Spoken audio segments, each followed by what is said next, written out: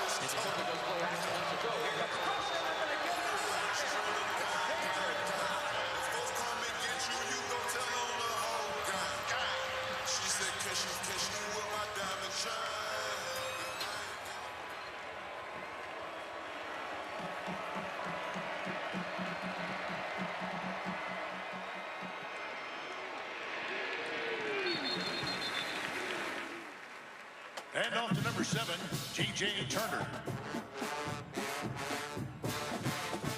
Pushed out of bounds by Nolan Turner. 3-yard pickup.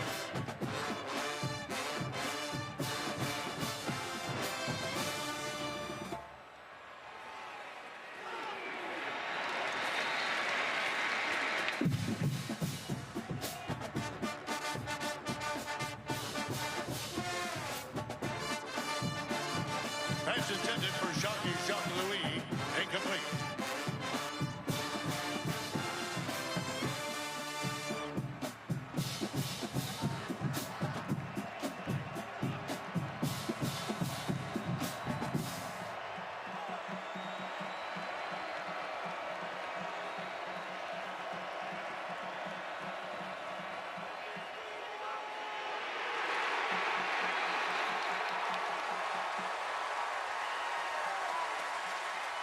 Number 22, Trenton Simpson.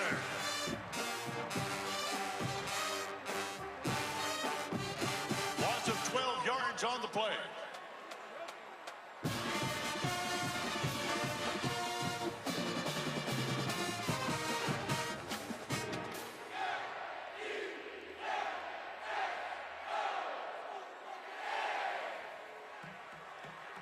On to punt, number 98.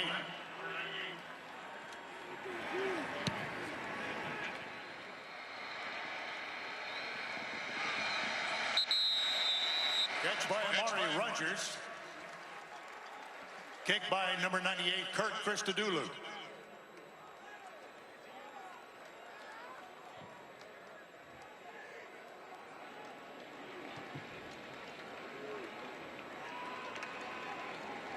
Tigers begin at the 38-yard line.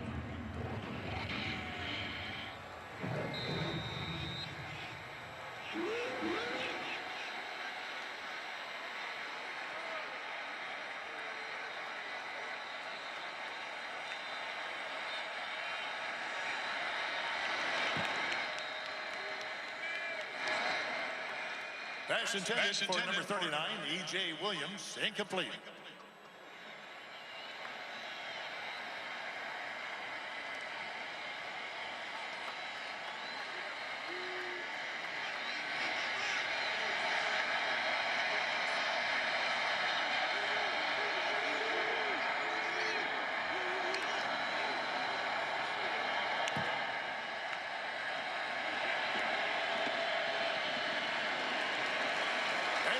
Travis Eteinne.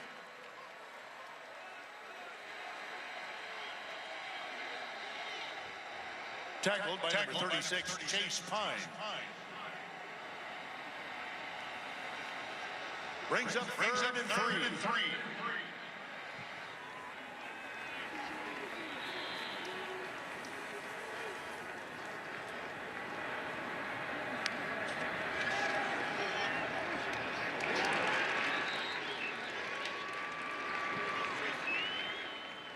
Pass is broken up by number 36, Chase Pine.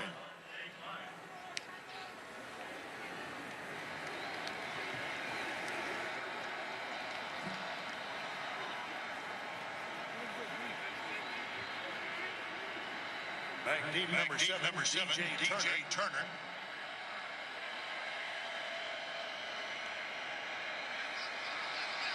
Will Spires to punt.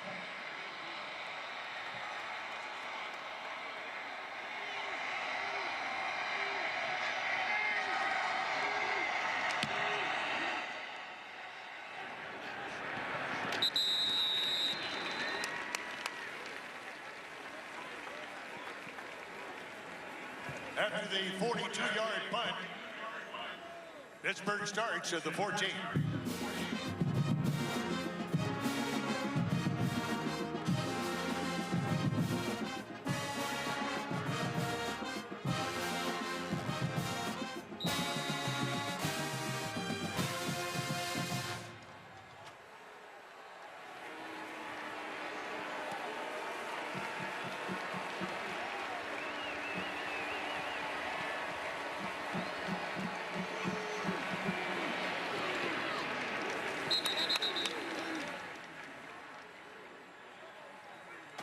And off to number 22, Vincent Davis.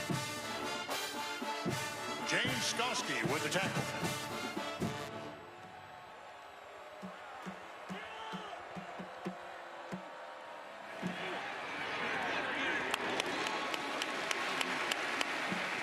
Pass intended for number 3, Jordan Addison.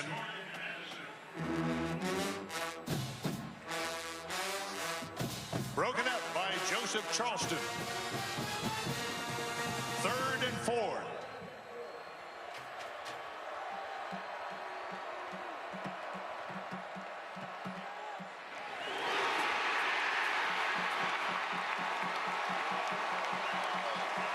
Interception by number 21, Malcolm Green.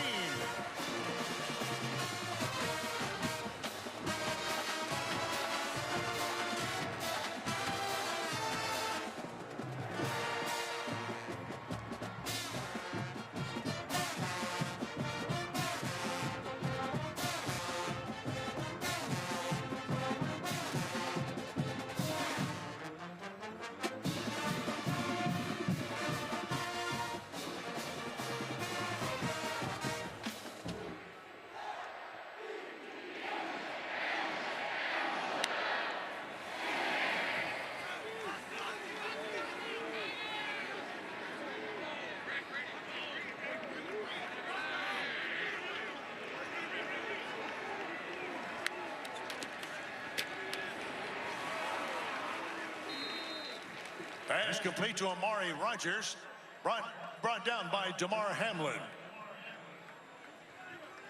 1-yard pickup. It'll be 2nd and 9.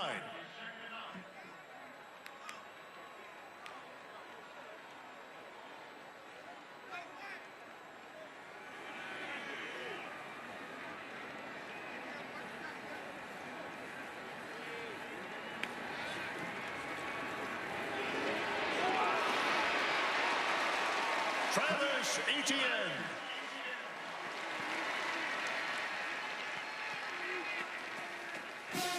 First and goal at the 5.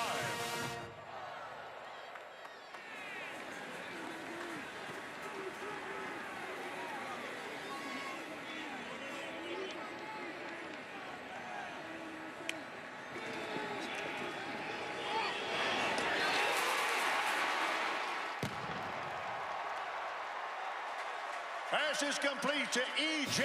Williams. Touchdown, Tigers.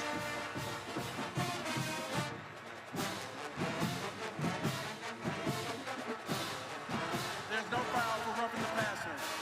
Zone plays a touchdown.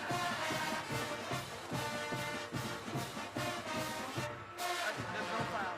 No foul on the play. Will Sweeney to hold. B.T. Potter for the extra point.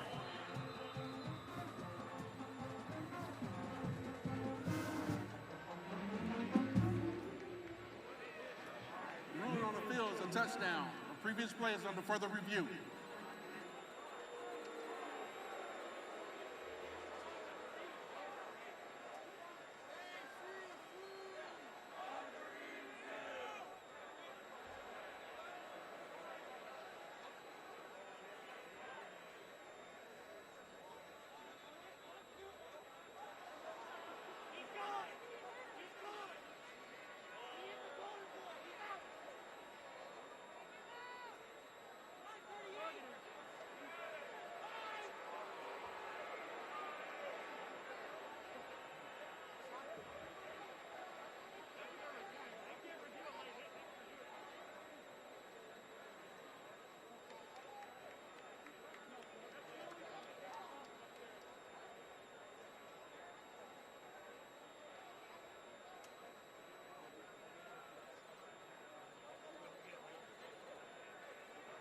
Route on the field is confirmed.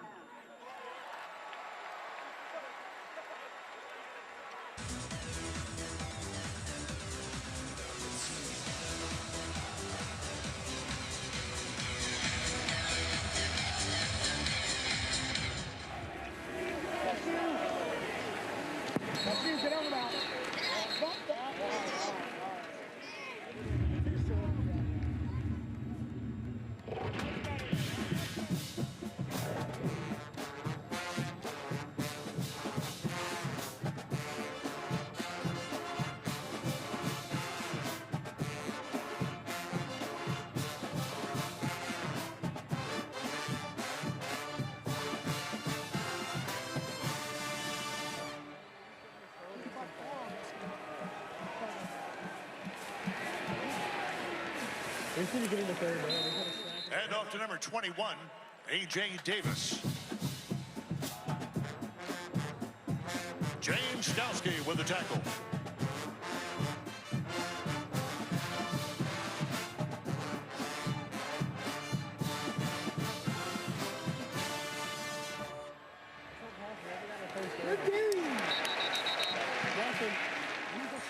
Pass broken up by Nolan Turner. 3rd and 7.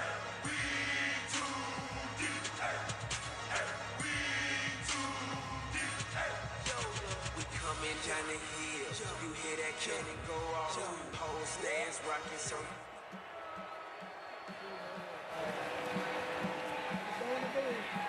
That's a hold!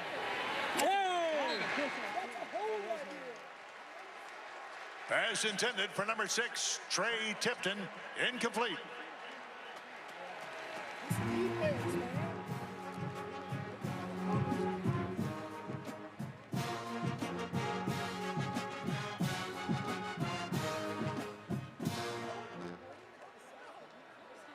Amari Rogers back deep. I have no clue. What is this last name? Chest builder? Is that what it says? It looks like it says chest builder. Just a little reading. Oh, Chris. It's like 5 O's.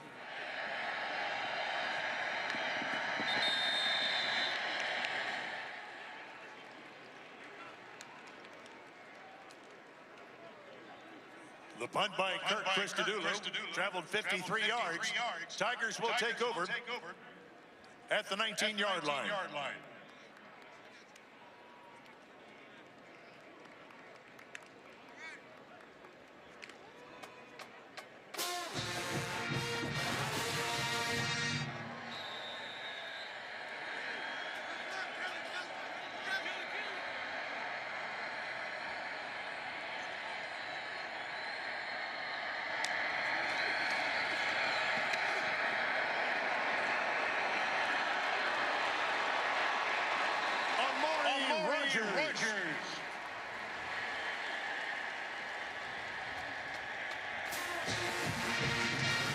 Pickup of 18 yards. First down at the 37.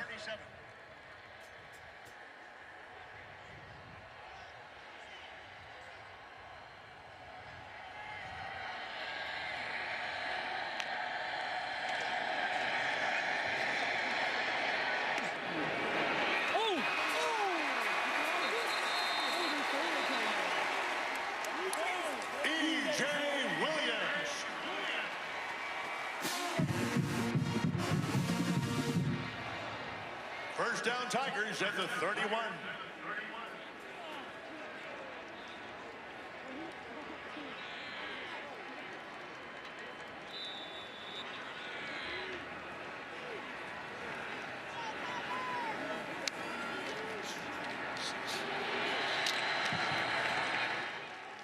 Hand off to Lynn Jane Dixon. 2-yard pickup on the play.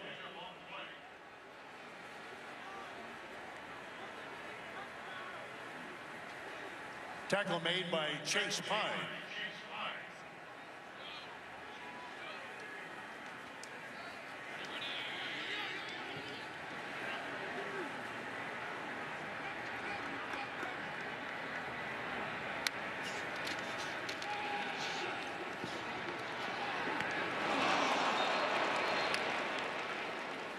Pass intended for Braden Galloway.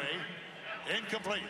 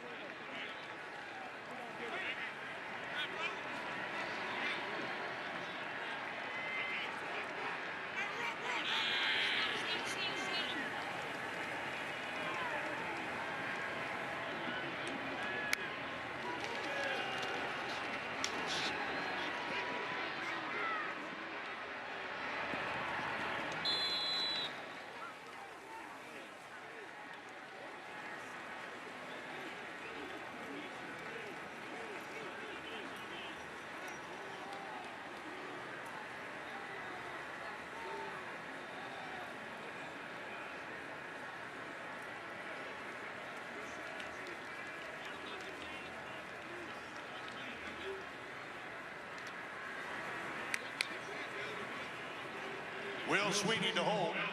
B.T. Potter on for the field goal.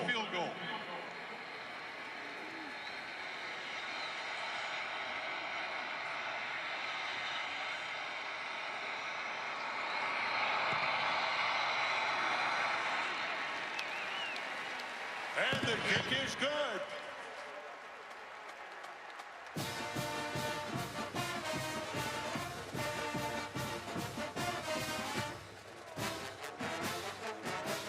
That drive covered 52 yards in 6 plays. All Tyson Anytizers chicken is raised with no antibiotics ever.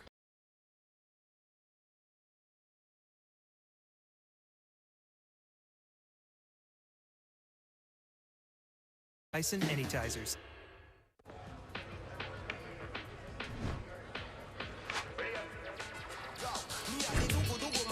Amazing iPhone 12 mini on us. This is big. This year, we're giving away more tuition cash than ever. $1 million? Ha! Game.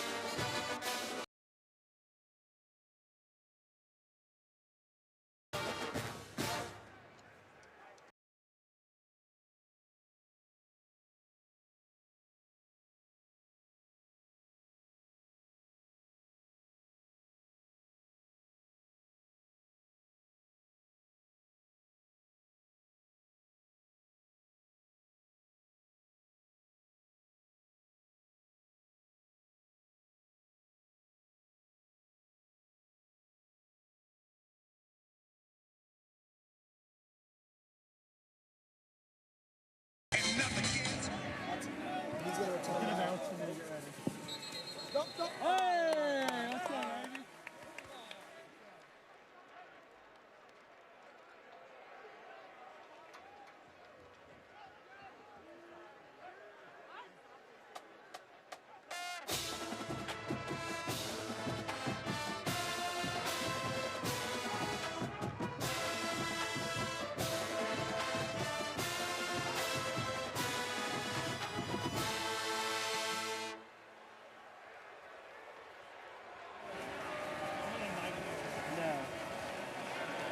Oh, shit. Get him. Oh, Pitt.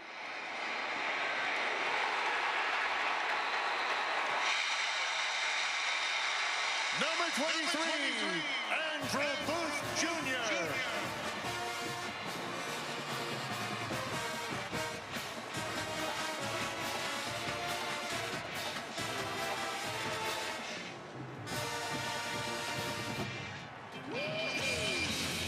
Spector with the quarterback pressure. Andrew Booth Jr. with the interception.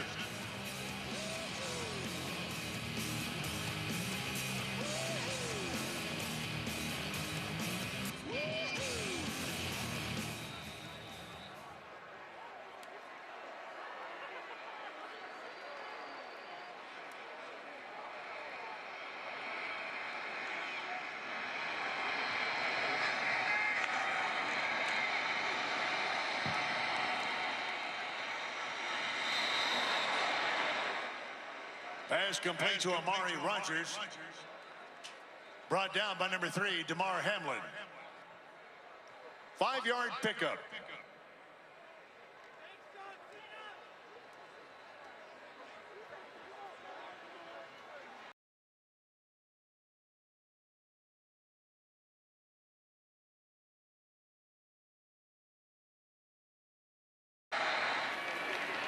Pass complete to Cornell Powell.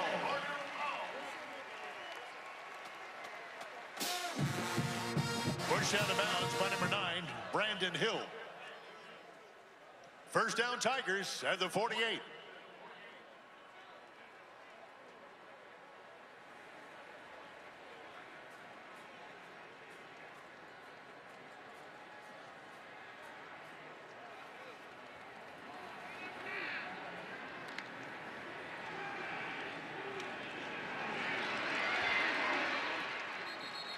Pass complete to Travis Eteinne.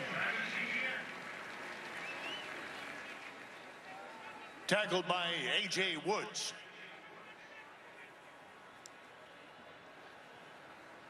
Five-yard pickup.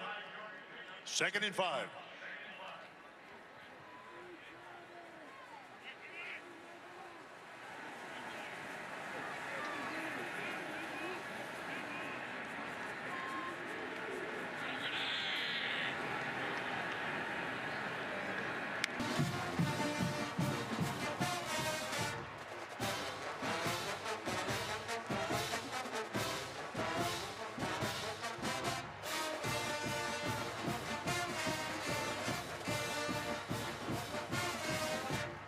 Will Sweeney to hold. B.T. Potter for the extra point.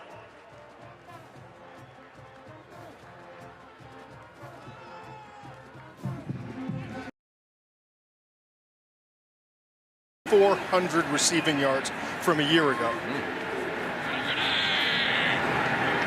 By the way, and got an abdominal issue. That's why, if you don't have abs, you don't have to worry about it. They're going to try their own flea flicker, and this one's going to work for a touchdown. Lawrence to Cornell Powell.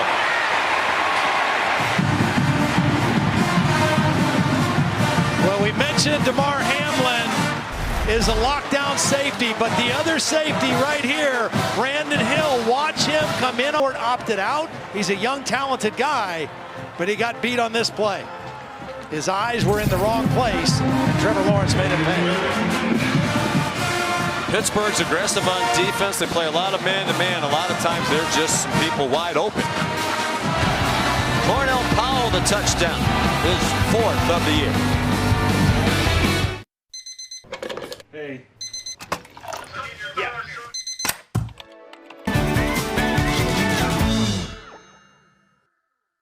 This weekend, get the 5G America's been waiting for. Verizon 5G is next level. Jones, Devontae Smith. Safety with bad eyes, double move, Devontae Smith. That is easy picking. Oh, Nick Saban, Bama leading Auburn 7-0 in the Iron Bowl. Sean, back to you. Alabama #1 in the college football playoff rankings out earlier this week. Here's our All-State playoff predictor. Playoff predictor giving Alabama 94% chance of being in the Final Four, the national semifinals. Notre Dame with the win yesterday against North Carolina moved from 59% to 72%. That also brought Clemson up because it was a resume enhancer for the ACC. They went from 34 to 44%. Ohio State not playing today. They still went up 2%. With the game canceled. Play the fewest number of games and not playing today and still rising. Another touchback for Potter. I still think if Clemson beats Notre Dame in a close game, both teams should be in. I think that would happen too. We showed you what was the top 6 in the rankings that came out, but these are the 6 teams with the best chance according to the All-State playoff predictor. Now, I would ask the All-State playoff predictor, whoever he or she is, or it is, I'm assuming it's a robot of some kind. Did they see the show the other night? BYU's number 14. Right. The committee's not putting them in. No. They could be 52-0. It doesn't look like they're going to get in, which may or may not be fair, but it's the reality. Pickett hit as he threw, got dumped to the turf, and it's an incomplete pass for DJ Turner. Yeah, that was Simpson again coming under pressure, unblocked. He should not have been unaccounted for. That's a hit on the quarterback that was unnecessary. They're just struggling to make a first down right now to get something going positively. Yeah, they don't have a first down. This is their 5th possession. They've run 11 plays. They've turned it over twice. Shockey Jacques Louis paid the price. The whistles were blowing before the ball came out. And as the play had been stopped, and it'll be the first Pittsburgh first down of the game, and Jacques Louis is not going to get up. Pat Narduzzi, the Pittsburgh head coach, across the field to look at his wide receiver. We were on the field as the runner's forward progress was stopped. First down. Saw Pitt. James Skalski, the linebacker, back in there. That's great news for Clemson, just as Trevor Lawrence is the quarterback of the offense. Coach Sweeney said Skalski is the quarterback of our defense. Missed some time, missed 4 games for sports hernia surgery, and Jacques Louis runs off to a very polite round of applause from these great Clemson fans. About 19,000 of them allowed to be in attendance today. I'll tell you what, being on the field, you can always tell the difference. Some of the defense and just the cracking of the pads. This Clemson team is playing hard defensively. They're rallying to the ball and they're finishing. Now, this is an angry, hungry football team that didn't get to play last week and is out to avenge their loss to Notre Dame. Prove what they are, and there's another pick. And that's off the hands of Jared Wayne. You have to put that one on him. Mario Goodrich intercepts. Now, this is the receiver all the way. Just a lack of concentration. It's a well-thrown ball by Pickett, a little high, but certainly catchable. And Goodrich with the interception. And when we talked to Pat Narduzzi, he was lamenting about the losses to Miami and Notre Dame, talking about giving the short field to our defense. Our defense played really well, but you put them in a bind 3 times in both of those games. Here's the second short field that Clemson has against this Pitt defense because of turnover. And how about the freshman, Brian Brzee, number 11? The pressure that he got really created that turnover. First interception of the year for the junior from Kansas City, Missouri. Goodrich, Lawrence, acrobatic catch. Ball thrown behind Amari Rogers, but he hauled it in at the 18-yard line. Well, it's thrown behind because Servassier Dennis is going to get great pressure, and Lawrence just has to unload the football. But what about the adjustment in the air by Amari Rogers? I was standing right here, Todd, and I couldn't believe that he was able to stop his body, get back, and make that catch.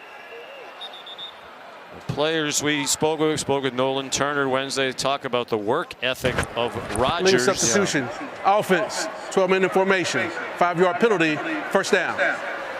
He's the guy who's always out here after practice, catching extra passes, and he has brought a lot of those players along with him to get extra work done. And when you put that kind of time in, that's the result. Yeah.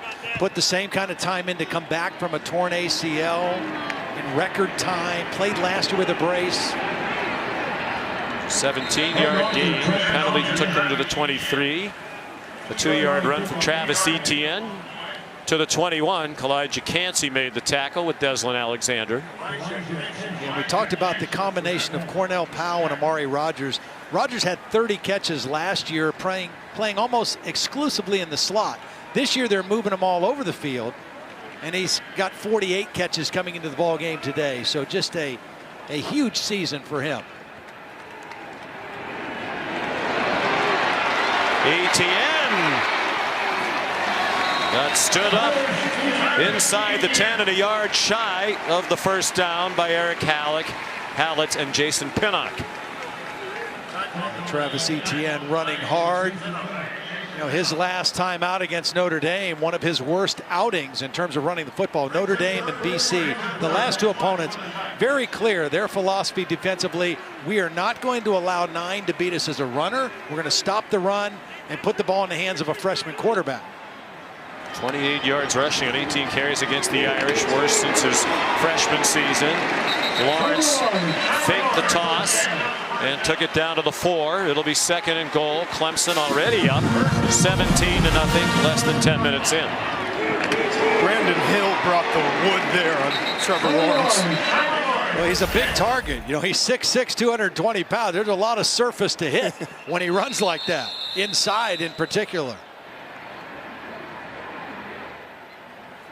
Ruling on the field is a first down. The previous play is under further review.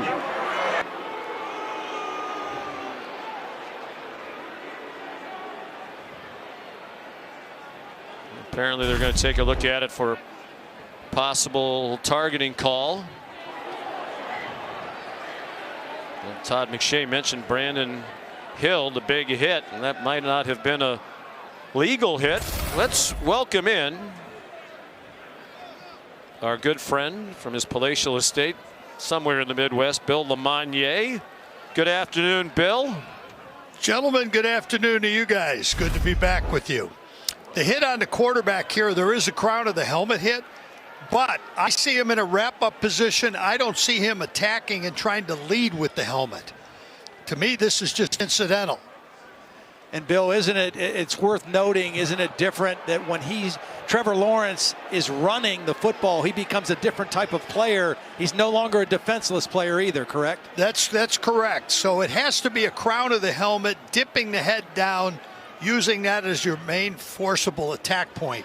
And I don't see that. I can understand replay taking a look at it, but I don't have this as targeting. And based on your explanation, I think we agree. Todd and I agree. But when you see it replayed, you could hear the crowd oohing and ahhing a couple of times as they saw it replayed. It looks bad, but it's not illegal. I'm very envious of Bill right now getting to wear a hoodie during the broadcast. I mean, I wear a hoodie about 6 days a week, you know, and it's my favorite comfort wear. And Bill looks very comfortable at home working with us today. I had to be, Todd. I got off an airplane this morning, got on an airplane at 6 in the morning to come back from North Carolina. So I'm trying to chill out here. Attaboy. It's good to have you. Good to have you with us. I just think he's trying to hide those extra Thanksgiving pounds. Could be. Are we all? We're wasting Bill's movie star good looks today, too, by not having him on camera. I know we're trying to save some money. It's a budgetary issue. At the further review, targeting defense number 9. Oh, wow. Number 9 is disqualified. Half the distance to the goal, first down. Well, it's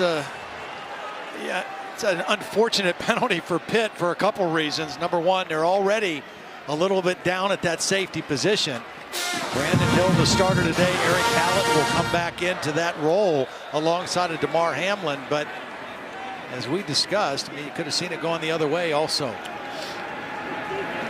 Whatever Billy Lemon says, that's what I go with. Eteinne, another touchdown.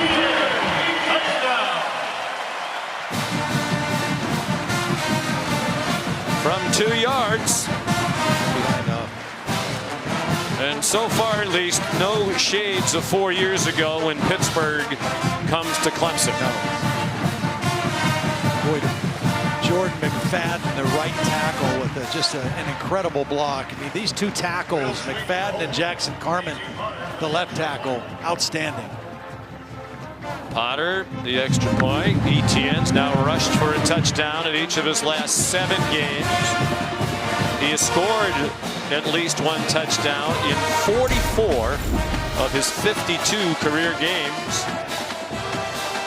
No other player in college football history has scored in 44 different games, a touchdown that is.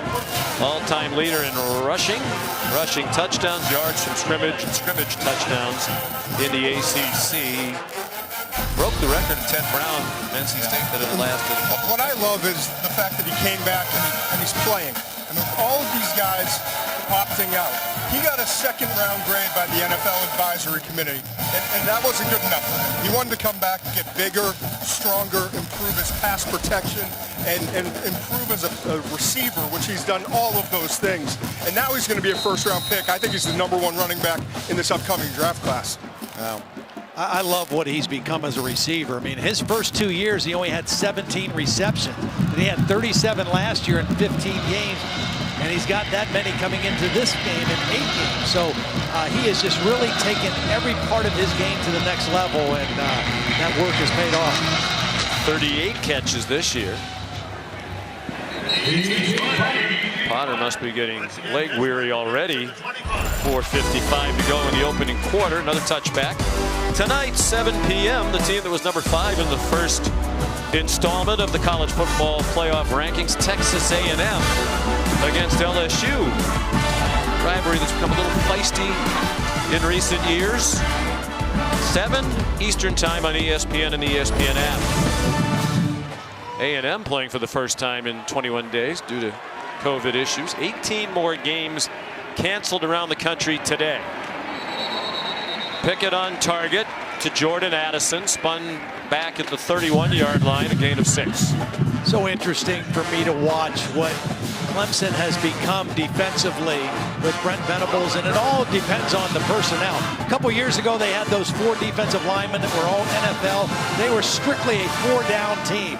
They don't play that way anymore. Pressure with a 4-man rush, and Pickett did well to scramble back near the line of scrimmage, trying to scamper away from Niles Pinckney. Primarily now they are a 3-man look. That doesn't mean they'll rush only 3, but they line up with 3 defensive linemen. They bring linebackers, they bring safeties.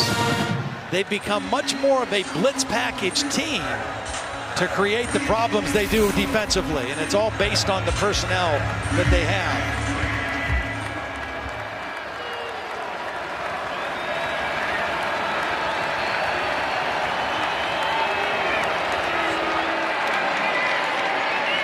Four-man rush again, short pass, and it's a loss.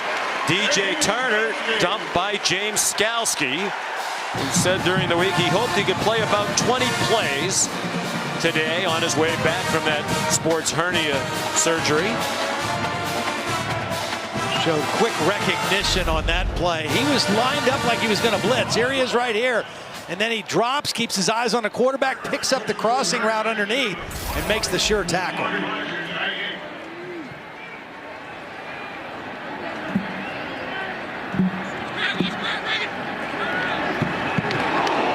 Dulu just did get the punt off. Another high hanger and a fair catch made by Amari Rogers. Reagan Upshaw almost blocked the punt of 50 yards. Here's the Cheez-It Crunch Time, brought to you, ironically enough, by Cheez-It. Well, pressure, forcing the ball out by Kenny Pickett. We got a deflection by Tyler Davis. That led to the first interception in short field. Then the flea flicker, they thought they'd fool him. It did not fool Andrew Booth, who came over and got the interception. And here's the third one. Off the tip pass. You don't put that one on the quarterback, but the bottom line is Clemson has capitalized on the mistakes of the Pitt offense. Scored touchdowns after all 3 interceptions. Flag before the snap. False start. Offense, number 65. 5-yard penalty, first down. The left guard, Matt Bockhorst, one of 4 first-year starters on that offensive line. Only returning starter, the left tackle Jackson Carman. One of the last 4 seniors to graduation. On an excellent offensive line that went to the national championship game last year. Amari Rogers trying to run away from Damar Hamlin. He managed to cross the 30. Picks up the first down. And it is a first down, chased out by Marquez Williams, a cornerback. And when you go back and chart, and this is quite a matchup, 3-on-3, but when you go back and chart how Clemson is using Amari Rogers, you see the stiff arm there, they move him left and right, slot or outside. A very different role this year for Amari Rogers. 5 catches for him in his opening quarter, 53 for the year. Men wide open everywhere. This is Brandon Spector into Pittsburgh territory at the 42-yard line. 23-yard gain. That is already the 3rd pass play of 20 yards plus given up by Pittsburgh in this opening quarter. Kirk Herbstreit mentioned it on game day this morning. They came in having given up 32 pass plays on the year of 20 yards or more. Well, and all 4 losses that Pitt had this year was against the 4 best quarterbacks that they faced, and they all had good numbers. And this guy here is the best they've seen yet.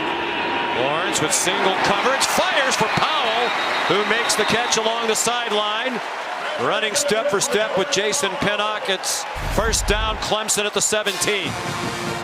Beautiful job by Powell going up, strong hands. He goes up and high points the ball over Pinnock. That's pretty good coverage, but just a nice effort by Cornell Powell. He's trying to get over 100 yards for the 3rd game in the row, which would be another tie a school record. Just what a great year for him in his 5th year as a senior. You did some work well. I tried. Having that turkey and stuffing a lot of other things. Lynn J. Dixon inside the 10. Cam Bright the stop for Pitt. We're down to 1:20 to go. In a very impressive quarter for Clemson, and another disaster for Pitt against a top 5 opponent. They got blasted by Notre Dame when Notre Dame was number 3. They met earlier this year. Lynn J. Dixon first and goal as he advances to the 2-yard line, perhaps the 3. Patrick Jones made the stop for Pitt. They'll put it actually on the 4. Clemson going with some tempo. Pitt trying to substitute some of their defensive linemen.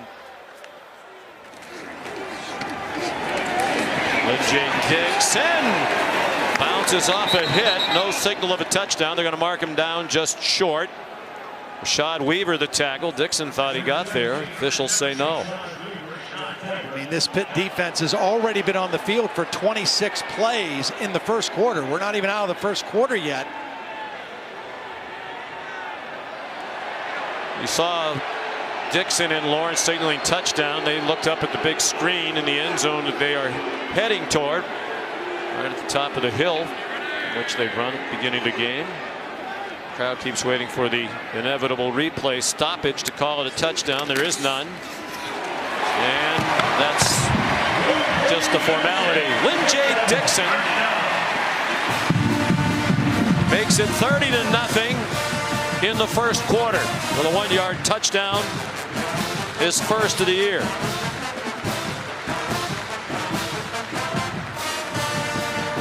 A really nice job on the right side. Watch Will Putman, the right guard, get a nice block here. And the right tackle, he's in there at this play, is a true freshman, Walker Parks, number 64. Like that hole open up. 56 and 64 doing their job in there, and Lynn J. Dixon, the easy touchdown. And Parks, the freshman tackle, Dabo told us earlier this year he's going to be great. They have a lot of talent. They've recruited so well throughout the Dabo Sweeney era. And as a result, they've won 2 national titles, 5 straight outright ACC championships, and perhaps on a collision course with Notre Dame to play for another ACC title. It was interesting, you know, one of our colleagues who wasn't able to join us this week, she was supposed to be here. Molly McGrath talked to James Skalski earlier in the week. And one of the things that James Skalski said was when he was on the sideline of that Notre Dame game and the game ended and the fans rushed the field in South Bend, that he and Trevor Lawrence kind of looked at each other and said, we need to get another shot at these guys. With that's them where they're heading. In uniform. Yes. Instead of watching from the sideline. Well, this is Clemson's highest scoring first quarter ever. 31 points.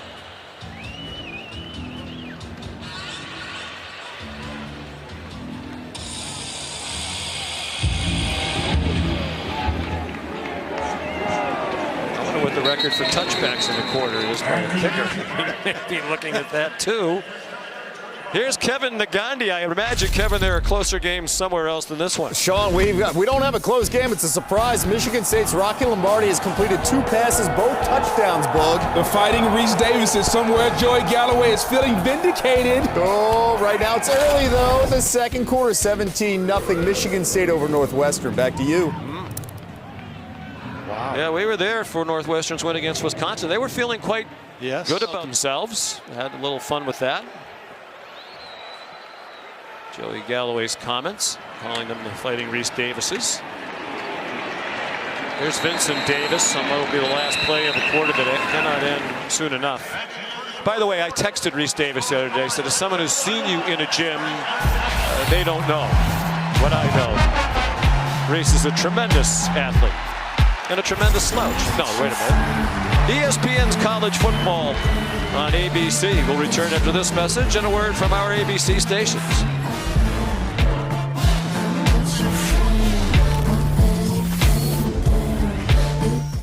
There's a great, big, beautiful tomorrow. On the campus of Clemson University, it's a wonderful tradition. Of course, traditionally, Todd, this is the weekend where they have their non-conference in-state battle against South Carolina. That's right. Which had been played for 111 consecutive years, but the SEC decided this year no non-conference games because of COVID. I think Pittsburgh is wishing it was South Carolina that was here today instead of them. Kenny Pickett throws on target. Jared Wayne upended by Tyler Venables, one of the 2 sons of Brent Venables and his wife Julie. Both sons are on this Clemson football team. Yeah, both have played really well. I mean, Jake Venables had to play a lot because of the injury to Skowski, and Tyler Venables, a true freshman, was a talented high school quarterback, can really run. Obviously understands the defense too. Pickett under duress again and taken down by Tyler Davis. They certainly missed him when he was out. Fred Davis came on a blitz to help the cause. Well, these two guys in here, Brzee and Davis, they have not really been able to play together much of the year at all. But you have those two guys on the inside. They are both so disruptive. There's Brzee again. Taking down A.J. Davis, who got the carry on a draw. They have two true freshmen in Brzee and Miles Murphy that from day one, we had them in the opener against Wake Forest, and those two guys were part of the regular rotation. And they play like grown men. They don't play like true freshmen learning the ropes. Pickett had to pull it down, chased from behind, throws over the head of DJ Turner, who looked like he wanted no part of catching that ball as it came near him. Maybe he knew it was just too high all along. But right now, Clemson obviously playing coverage.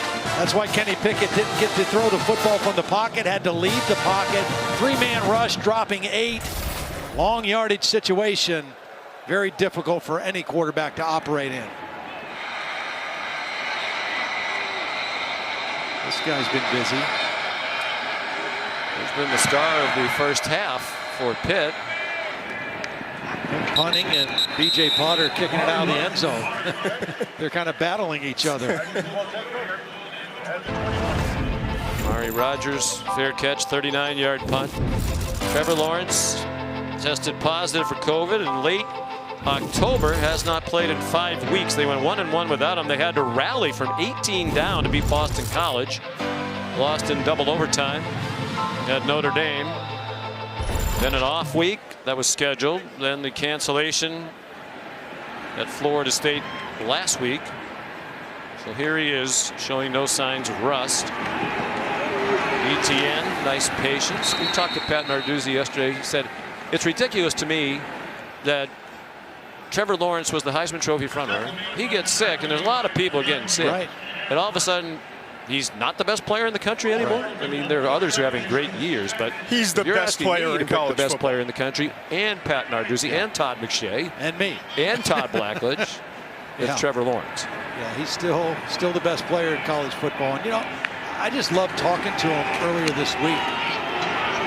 Whoa! Looked like holding. Like a little grab of the jersey to knock that ball away. Is there not a flag there? By Marquez Williams. There has to be a flag, does it there? I mean, that's a grab and a yank and a pull. And yeah, that's pass interference if I've ever seen it. Not called, I guess 31-0. They're not going to make that call. 3rd down and 6.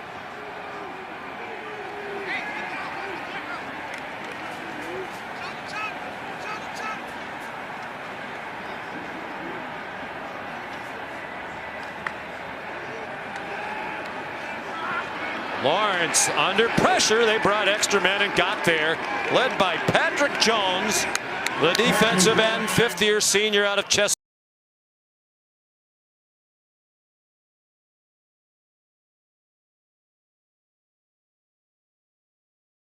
Pass protection, but there I thought he could have done a better job, really. He just kind of got in the way instead of really getting aggressive and squaring up. Patrick Jones with an incredible move to the inside, showing his quickness. But you're right, he could have done a better job blocking Philip Campbell, the linebacker who came on the outside pressure.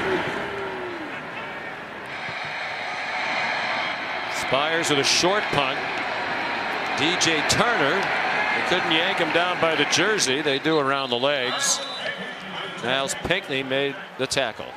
A good field position, that's a positive for Pickett and the Panthers when we come back. College football presented by PlayStation 5. Senior class has ever gone through all 4 years undefeated at home. Clemson football history. Their four-year seniors who's here today have a chance to achieve that, and you'd have to think they have an excellent shot at it. The way this one is going, Jordan Addison a gain of 3. Here's Kevin Nagandi. Sean, let's go back.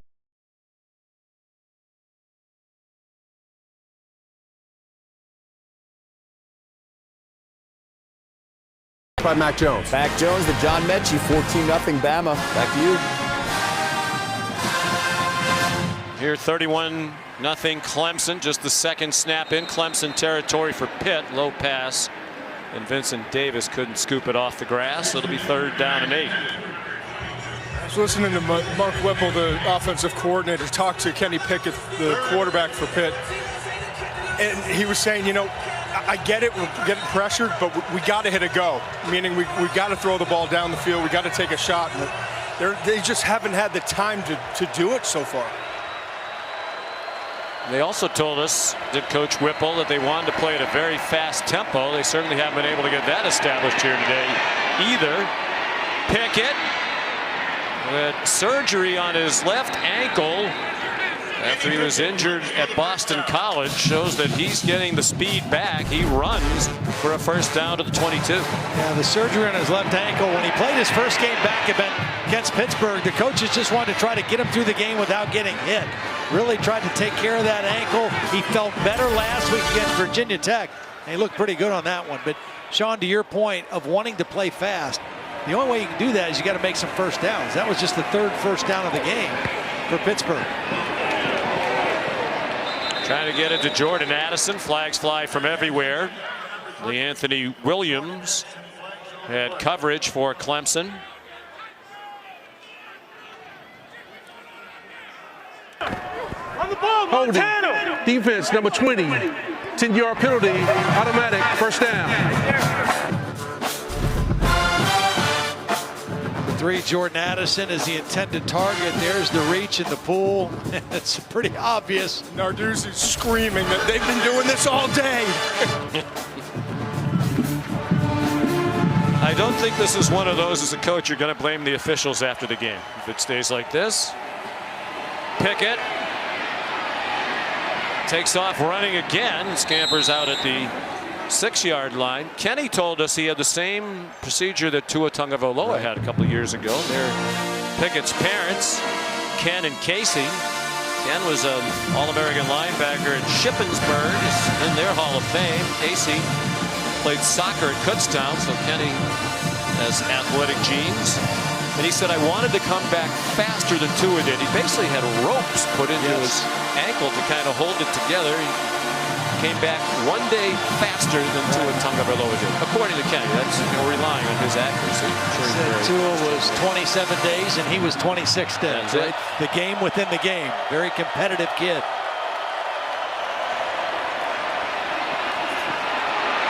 Pickett is buried with a flag down. Balin Spector.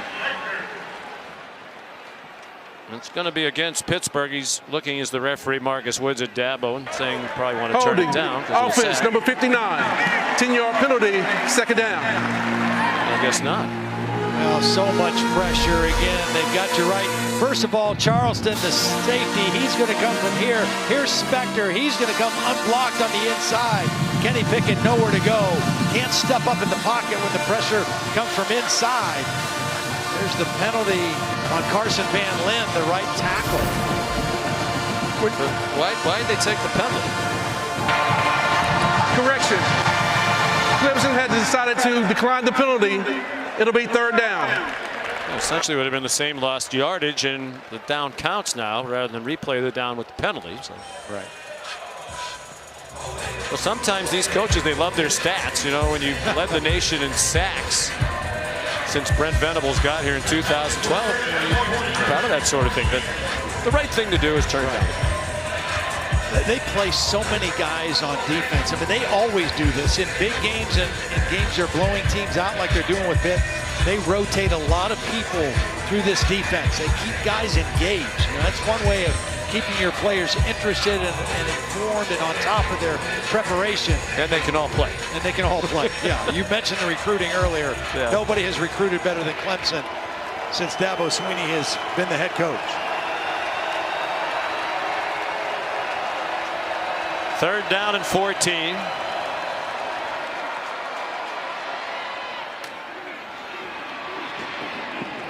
Jared Wayne chopped down short of the 1st down at the 5-yard line. You know, sometimes we've talked to coaches, Sean, and they have said they get to backups and they say, well, this guy here, he's just a guy. You don't hear that about any of these Clemson players. They don't have any just guys. Can I ask a Backups question? would be starters on. No, you got to go a lot for of it, other Tom. teams. That's your question. What does 3 do for us? Yeah, this, 4th and 3, you're down by 31. You're going to kick a field goal. All right. 4-score game. Get off the schneid there, but they're within 28 on a 23-yard field goal by Alex Kessler. The most common side effect is bone and muscle ache. If you'd rather be home, ask your doctor about Neulasta Onpro. Pay no more than $5 per dose with copay card. Comcast has been working with hundreds of school districts across the country to sponsor free internet and laptops for students. And now we're turning 1,000 community centers into lift zones, Wi-Fi-enabled safe spaces to study, so more students can be ready for anything. College football presented by PlayStation 5 on ABC is brought to you by Pacific Life. More than 150 years strong. Trust in your tomorrow.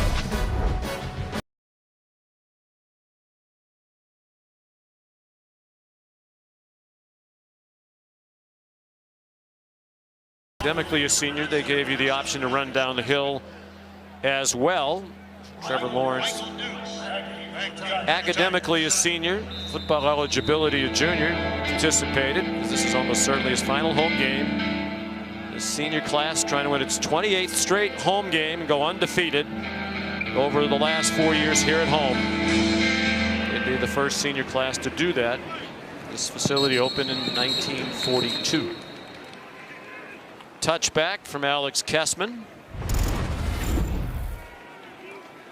This senior class, as we mentioned, undefeated at home 3 times. The ACC champions. They've won 5 straight outright. 3 appearances in the national championship game, and they won it all in 2018. Now in 2016, there are 9 players who are 5th-year seniors right now who were part of the program in 2016. They were here for that loss to Pitt during that national championship season. Lawrence airing it out deep, and Powell has it, and he's tripped up at the 5-yard line by A.J. Woods. There's a flag down near where Powell made the catch at the 25. You wonder if he was able to make it while he was being interfered with. He was.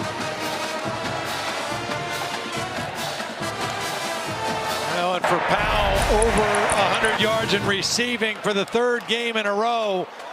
Trevor Lawrence is giving his guy a chance, throwing it up there, letting him go and make the play again. Powell having a career year, 6 foot, 210-pound, 5th-year senior. That was a career-long catch for him, 70 yards.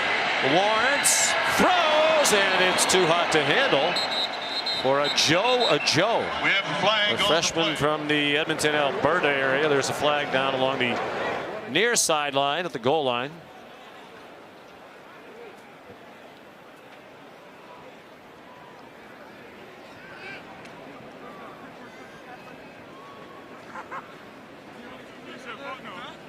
Eligible man downfield, Pat Narduzzi being given the choice.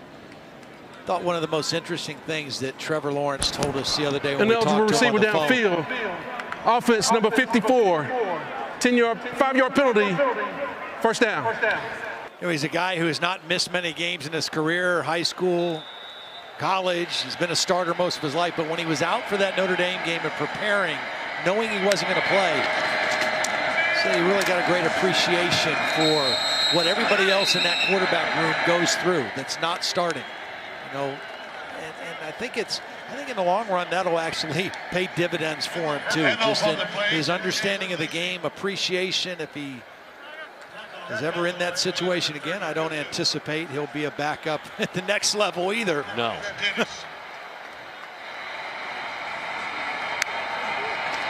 Second and goal from the 8. Lawrence, a bullet. Nice play by Hamlin again. Intended for Davis Allen. Hamlin's everywhere. I love watching him play. Yeah. I mean, he's physical. He'll play in the box. He can cover. He just has a nose for the football.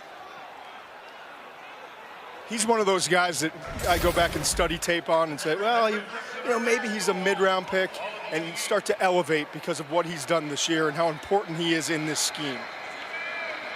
Yeah, he's fun to watch, and he plays so much bigger than his size would suggest, too. He's fearless when he comes up in the run game. Third and goal from the 8. Design roll for Lawrence. Has to get rid of it. And it's incomplete. Amari Rodgers had gotten out of the back of the end zone and came back in. Eric Hallett was there, and there is a flag down. Again, that was Hamlin in single coverage on Amari Rodgers. They shoved him Pass out of the end interference. zone. Defense number 3. The foul incurred in the end zone. The ball be placed at the 2-yard line. Automatic first down. He's single coverage, and as Amari Rodgers goes to the corner, there's the contact. Ball's in the air, and that's why they called the penalty. Hamlin not aware the football was thrown when the contact was made.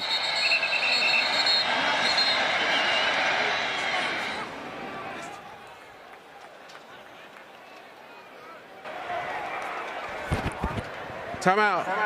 Pitt, their first. It's a Pitt defense that has already given up 5 pass plays of 20 yards or longer, and this the longest. Cornell Powell, a 70-yarder. Dixon, the pile gets pushed. He kept driving. No signal yet of a touchdown. Now there is. Actually, it's Chez Malusi, the 3rd-string running back, that gets his first carry of the game. Well, Malusi kind of got lost in there, and watch a couple of the linemen kind of fold over behind him and start just pushing towards the end zone. Pitt's trying to stand him up, and Malusi gets the ball into the end zone. Leg drive by a fresh back against a tired defense. Clemson in the end zone again. Ruled on the field as a touchdown. The previous play is under further review.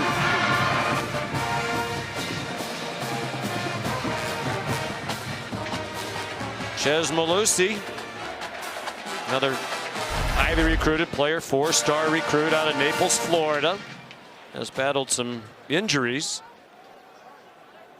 Well, the only thing this could have been was forward progress called, because I don't think you can see that he touched the ground. And I go back to the intent of replay when it came in a long time ago to correct obvious errors. You know, everybody singing the bar would say, wait a minute, that guy was out of bounds. Oh, yeah, we need to fix that. Is this the purpose of replay in a 37-3 game? I don't think so. Bill LeMonnier, I'm starting to get cranky. Rescue me from myself, my friend. Well, I want to tell you, I go back to when replay came into college. After further review, the ruling on the field stands. Yeah. When I came into when replay came into college football, I was still on the field. The replay rules were on an 8x11 sheet of paper, and it was actually called replay protocol. Now it's expanded into a rule 240 casebook plays. I think it's gotten too complicated. I think we need to go to coaches' challenges for reviews. But there was no need in this game here with the score the way it is to slow it down and stop the game. Amen. Amen. Bill LeMonnier for president. Except I do not like the word protocol. I think most Americans dislike the word protocol. We should be able to mitigate the situation better, though. And by the way, this is a conference, not to have inside baseball or football here, that is asking us to speed it up going in and out of commercials.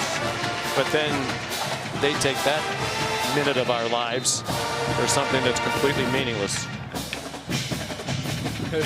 Hey, Blackwood, you got your hands full in the second half, bud. What's that, Todd? You got your hands full in the second half. Yes, I do. And I don't know who Blackledge is going to be working with next week after that little soliloquy, but I'm sure he or she will be wonderful. I'm just trying to speak for America, the football viewing public. Bill LeMonnier for president. I think you represent America very well. Very few things in life that I enjoy more than a wound-up McDonough.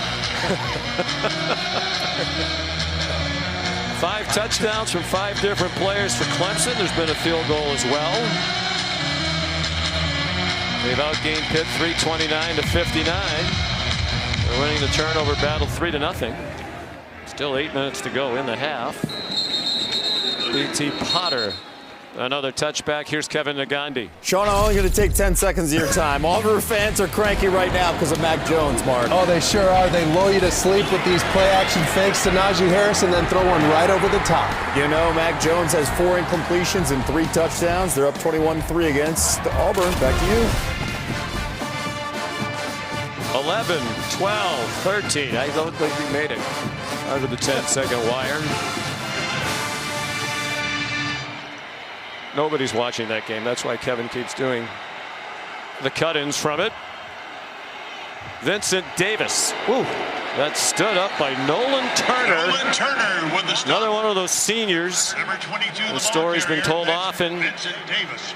Late scholarship offer by Dabo Sweeney. He's from Vestavia Hills, Alabama. His dad, Kevin, terrific player at Alabama. When Dabo gave him a scholarship, a lot of people said, oh, you're just giving a scholarship to your friend's son. And Kevin Turner was dying of ALS. I think Nolan Turner has proven all of the doubters wrong. He's become a staple the last few years of this team. Yeah, it's just gotten better and better. You know, he played 31 snaps against Pitt in that ACC championship game a couple years ago. Of course, he had the big interception that sealed the victory against Ohio State last year in the Fiesta Bowl semifinal game.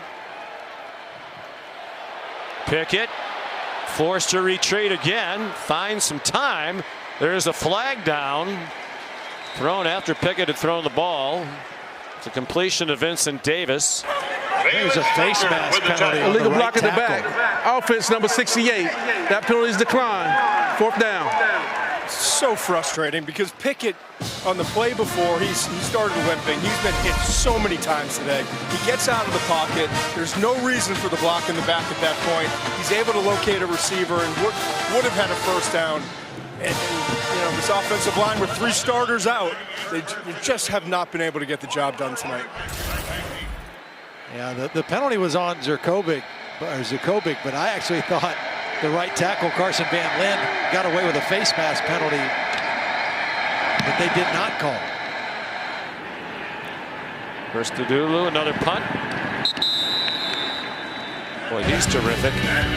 High hanger, 52 yards, and another fair catch from Amari Rogers.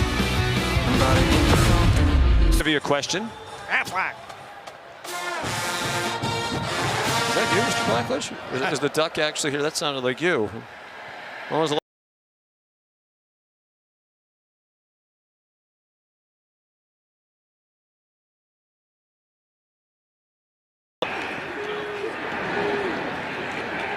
Travis Eteinne carries. You or McShay want to cheat this week? I didn't even hear that question. I was just laughing over the Affleck. The last time they lost back-to-back games back in 2011. They played 123 games now without losing 2 in a row. That's the longest active streak in the FBS and also the longest in ACC history. The conference was formed in 1953. Travis Eteinne again out to the 22-yard line. Alabama 93 games in a row without losing back-to-back. Ohio State 87 straight. Both those streaks began in 2014. It's quite possible all 3 of those teams will be in the college football playoff. Darian Rencher comes in now at running back for Clemson. 5th-year senior, team leader. They throw it to him out of the backfield. And he has the first down out to the 30. You know one thing, and he's not in the ball game now. Rencher came in for Travis Eteinne, but One of the things I think is pretty interesting about Eteinne, a lot of people wondering why he came back for his senior year. Todd already mentioned that he got a second-round grade initially, wanted to improve on that, has done that. Continue this after this play. Lawrence throws incomplete. Damar Hamlin had the coverage on Will Sweeney. Will Sweeney, one of Dabo Sweeney's sons, also on the team. Pretty good position and coverage by Hamlin. But I think it's interesting, Sean, you know, you talk about running backs that they have a shelf life. They only have so many carries, you know, and that's why you see a lot of running backs go into the NFL maybe early. Nice fake by Lawrence, but you wonder if that was deflected, not as usual. Bullet over the middle, intended for a Joe. I did a study on the last 10 years. There's no position that has more players leave early than running back. Yeah, but I mean, here's the thing. Travis Eteinne coming into this year, 518 career carries, or coming into this game. You compare that to a couple of the guys that got drafted in the first 2 rounds last year, like a Jonathan Taylor, it nowhere compares. I mean, he's got a lot of carries left because of the way they've used him throughout his career. Screen for Rencher. He's down about 3 yards short of the first down. But the thing he's done is going from the second round to the first round, you're talking about millions and millions of dollars. If he's the 25th overall pick, he's going to wind up making somewhere in $5 to $7 million in terms of his first contract in guaranteed money. Whereas if he was a second round pick, it would be closer to $2 million. Yeah. So he is making himself multiple millions of dollars. But it's a risk. Will Spires punts. We're under 5 minutes to go in the half. DJ Turner makes a fair catch at the 25-yard line. And we talk about Travis Eteinne, 2-time offensive player of the year in the ACC, the last Power 5 player to do that. 3 years in a row is Herschel Walker. Don't know if he's going to do it this year. When we talked to Pat Narduzzi, he said Trevor Lawrence is the best player in college football, and he said, but if I had a vote, I might vote for Eteinne. Right. He said they might be the 2 best players in the country on the same team. Well, they both have just been so good at what they do, and with Eteinne, you know, his run numbers are down, but his pass reception numbers have just been outstanding this year, and he still has a major impact on the game, no matter what he's doing running the football. Jalen Barden the catch on first down for Pitt. And Eteinne came into today the only player in the country with 600+ rushing yards, 400+ receiving yards, leading all FBS running backs in receiving yards. Pickett, been running for his life all day, throws it away. Clemson just doing so many creative things defensively here. I mean, just different exotic blitzes, pretty much in a third down blitz package all the way out now. Because of the score on the scoreboard, Brent Venables able to just kind of have different people coming from different spots. That time Skalski showed like an inside blitz and then went to the outside, and then it was Brzee that forced him out of the pocket. But they've had Kenny Pickett on the run the entire night. So much for Skalski only playing 20 plays. Yeah. He's at about 45 right now. He told Molly McGrath during the week, 25 plays. Be what he would hope for. And now Pickett's going to use the timeout with the play clock down to 3. Timeout. Pitt.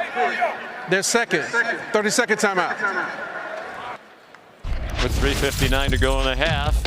Time for today's hardest working player, brought to you by Duluth Trading Company. Well, it's the entire Clemson defense so far in this first half. They've held Pittsburgh to 73 total yards, a lot of pressure on Kenny Pickett. We said if Pitt was going to have a chance today, it was going to have to be Kenny Pickett lighting them up. And he just has been on the run and uncomfortable from the very first possession.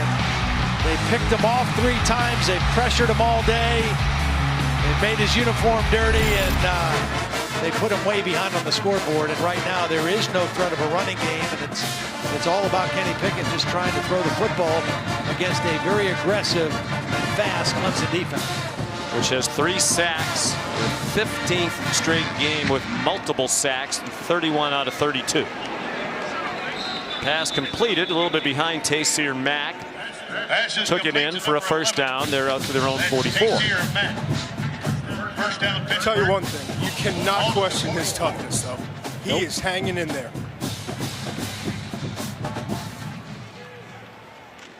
They lined up like they might come after him. Now the ball's knocked out by Xavier Thomas, and Pittsburgh recovers. Carson Van Lin was able to fall on the football. Xavier Thomas knocked it out. Nice move and stripped the ball out. Here comes number 3 from the top of the screen. Brazee coming from the other side.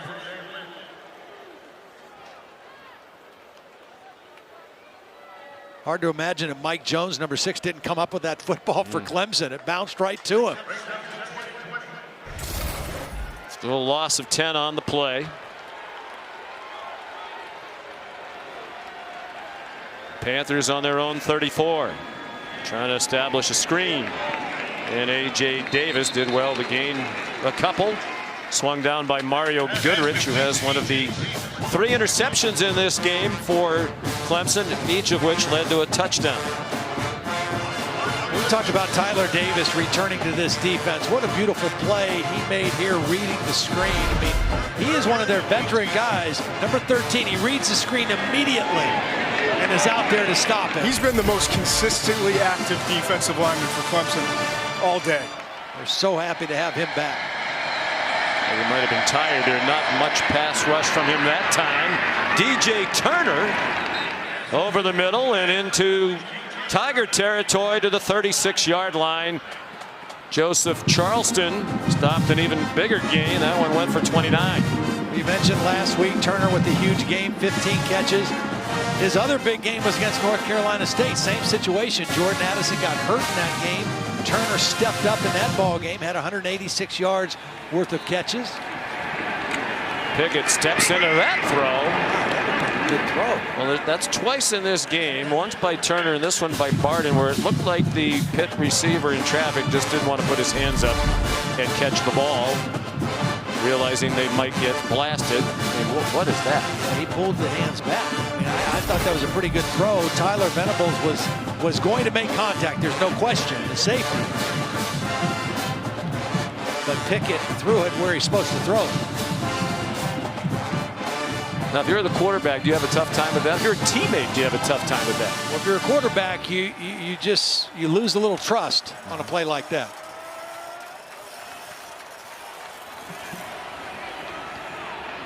A.J. Davis. Skowski must be getting close to 20 snaps. I think so. Skowski with the tackle. Timeout. Clemson, their first 30-second timeout.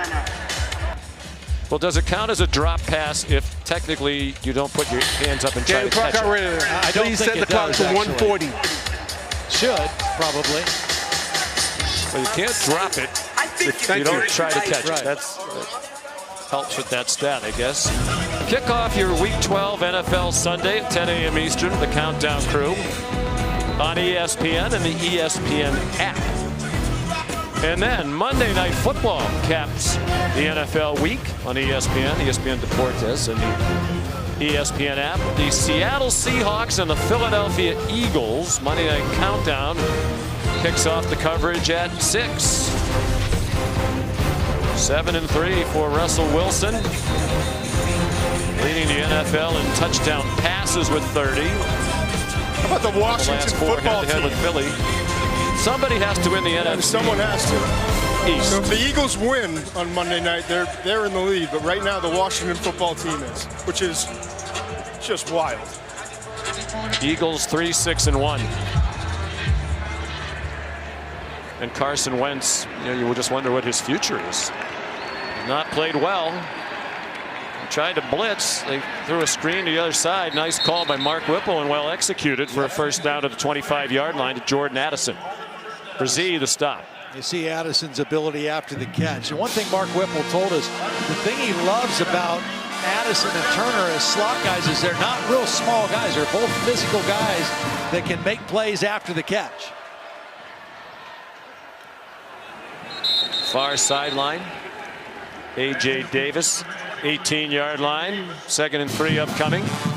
Stay tuned for the Capital One halftime report. Kevin Nagandi, Booger McFarland, Mark Sanchez, ready to bring you up to date with all that's happening around college football today.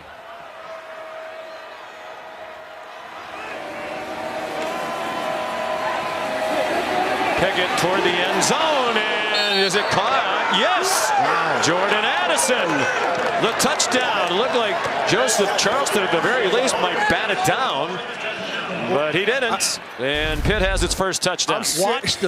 Watch the footwork by Addison. Unbelievable concentration and then keeping the feet in. He only needs one. He has both of them in. He's concentrating on making the catch, but he has the awareness of where his feet are also. I'm standing 3 yards away from him. Charleston got his hand on the ball, so it redirected. He had to get his feet to die and then still get the focus to bring the ball in. That was an unbelievable catch. Yeah, from the progressive pylon cam, we saw Charleston get a hand on the football. What concentration by Addison. Your loyalty to the progressive pylon cam in recent weeks has been impressive. Well, you called me out, a few weeks ago, and so I had to redeem myself. Working hard in there. Alex Kessman, the extra point. Terrific freshman season for Jordan Addison out of Frederick, Maryland. A lot of schools recruited him as a defensive back. He wanted to play wide receiver, and he has been a standout this year for Pitt. He did a great job, first of all, shielding Charleston with his body, and then Pickett threw it in the right place to the outside. But you just see the body awareness, the route running, and the concentration on the end of this play. Progressive pylon cam again. All right. And then at the very end, to keep the ball high to show that he was bringing it down. I mean, you can't do a better job than that. We asked Kenny Pickett, how long did it take you to realize this guy was going to be a star receiver? He said, about 1 day. The first day that we saw him running routes. And the thing about him is he's very savvy, very smart football IQ. He does not make many mistakes. And that's the rarest thing for a true freshman, is that he just doesn't make mental mistakes. 55 catches for Addison, now leading the ACC. A touchback from Alex Kessman. Well, Trevor Lawrence, first action in 5 weeks. Last home game almost certainly here at Clemson. Has had a very solid day. Yeah, 16 to 24, 296 yards and 2 touchdowns, showing no signs of rust. A little bit of everything. Accuracy, staying in the pocket, the little flea flicker action here. And then the reads, and this is, you just aren't going to fool him anymore. I mean, he's seen everything. This is his 33rd start, and you're not going to fool Trevor Lawrence with coverage. Look out. He is surrounded and sacked. Rashad Weaver there. Really nice job by Weaver, just coming all the way around the horn. Here he is working on Jordan McFadden. Watch him come all the way around the pocket and then back to the quarterback. McFadden a little bit late getting to him, and again, these two defensive ends, Weaver and Patrick Jones, are as good as you're going to find in college football. Each have a sack today, 2 allowed by Clemson. Long throw. Powell, they're going to give him the catch. Boy, did Lawrence take a shot also. He took a real shot as he delivered this football. Still on target to Powell on the sideline. Pinnock thought he got pushed, and he might have been. Yep. That could have been offensive pass interference because the receiver created space for himself to make that catch. But that throw, my goodness. The throw under duress was unbelievable. Is under further review. To be able to place the ball where he placed it while taking a hit, and that's why he's special. That's why he's the #1 overall pick. He knows he's going to get hit. He can't really step into it all the way, but he puts it in the right spot. My question is, did Powell step out of bounds before making the catch and come back in? Well, let's bring in Bill LaMagna. Even if he did, can replay fix that, Bill? Because that wasn't the call by the officials on the field. Replay can get involved in the call as long as there's no contact involved in the play. If there's contact and the receiver steps out of bounds, it's going to be the official's judgment about whether or not that contact put him out or didn't put him out. And most of the time you'll give the benefit of the doubt to the receiver. So replay will only get involved if it's totally clear there was no contact and they have him stepping out. What if the contact was the offensive player pushing the defensive player and then he stepped out? What do you say then? You mean the offensive pass interference that wasn't involved there? Exactly. Yeah, and that one, his hands went on the back. And when you put your hands at the waist, you can really control the momentum of your opponent. So it doesn't take much to cause that separation. And there really should have been a flag here for OPI. Well, if this stands and Trevor Lawrence throws for over 300 yards, it's something Clemson's never done. This is their 5th game in a row where they've thrown for over 300 yards. That's the first time in school history. DJ Uiagalelei threw really well in the 2 games that he played against BC and at Notre Dame.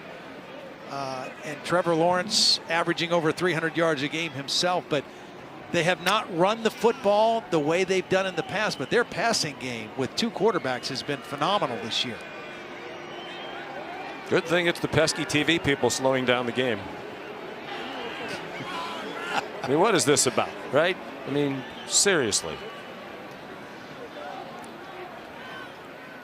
Correct, clear, and obvious mistakes. We are so far away from that now. I have to get my partner to halftime here. Soon. Well, Powell, regardless if this stands or not, unbelievable effort, has his 3rd consecutive 100-yard receiving game, and he is the 6th player in Clemson history to do that. Fans booing. Charlie Waters, Tony Horn, Rod Gardner, DeAndre Hawkins, and Sammy Watkins, the other Clemson players to have 100 yards receiving in 3 straight games. We're told originally the booth was going to let the play stand, but now they're changing their mind. Remember Steve Shaw told us before the year, the national coordinator officials, that they wanted the booth to be 2 minutes, and that's about it. Yeah, I do. I remember. How was your Thanksgiving, Sean? It was excellent. It was outstanding. Good food? Maybe Thanks, I'm still Todd. just a little full. Thank you, Todd. Correct me, where am I wrong here, though? You're I'm not. speaking for America if they're still watching. I hear you. This is brutal. I mean, really, is this what conferences, is this what the national officiating coordinator wants from the replay process?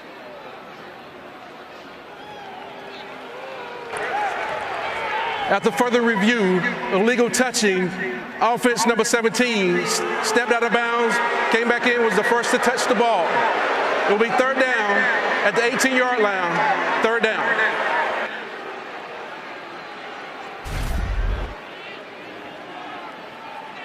Trevor Lawrence telling the crowd, hey, just calm down. And Sean. Maybe he was telling me. I don't think he can hear us from all the way down there, but among his many talents, he might also have bionic hearing. He could be. So that takes away a 27-yard catch. So Powell now 4 catches for 150. Please set the game clock to 41 seconds. If you're Pitt, you got to call a timeout after this play, right? Trevor Lawrence is back under 300 yards. So that stat that I gave about 5 games in a row is. I have a feeling he'll get there eventually, as we approach 2 hours for the half.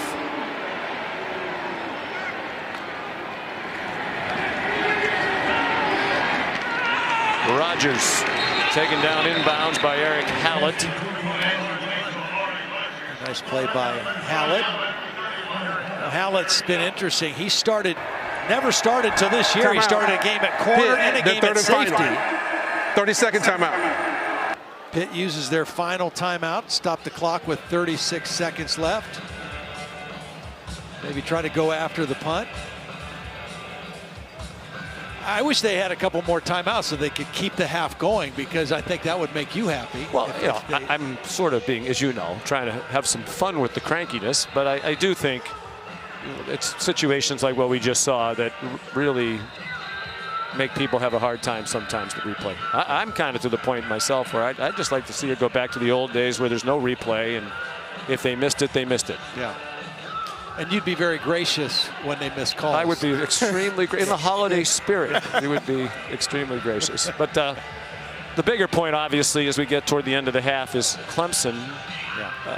Dabo Swinney said when the game got canceled last week at Florida State, they knew we were fixing to hang 70 on them. They could hang 70 on Pitt here today if they wanted to, it kind of feels like. It does feel like I think Pitt's come up with a couple plays. They've gotten to the quarterback a couple times to hang in there, but offensively, they just have had no answers for this Clemson defense. And it's obviously a team that was hungry to play and hungry to prove that, hey, we lost to a really good Notre Dame team. We were undermanned on defense. We were without our starting quarterback, but we're ready for the stretch run. And it starts today. Spires. Pitt came after him. Spires on the ground. The crowd wanted a flag. DJ Turner, the return to midfield. Fans booing the lack of a flag. Spires can't believe it either. Well, they called timeout in order to set up the punt rush, and they came all out. And the only question was he blocked into the punter. The reason there was no flag. Yeah, I think he probably was. Deion Hayes, who made contact. Let's bring in Bill Lamagnier. Bill, what do you think? Was there anything there? Is that a good no call? I saw the player next to him get contacted into him, but I didn't see contact that I deem to be to take him off the hook there. So kind of understandable why they're upset with that one.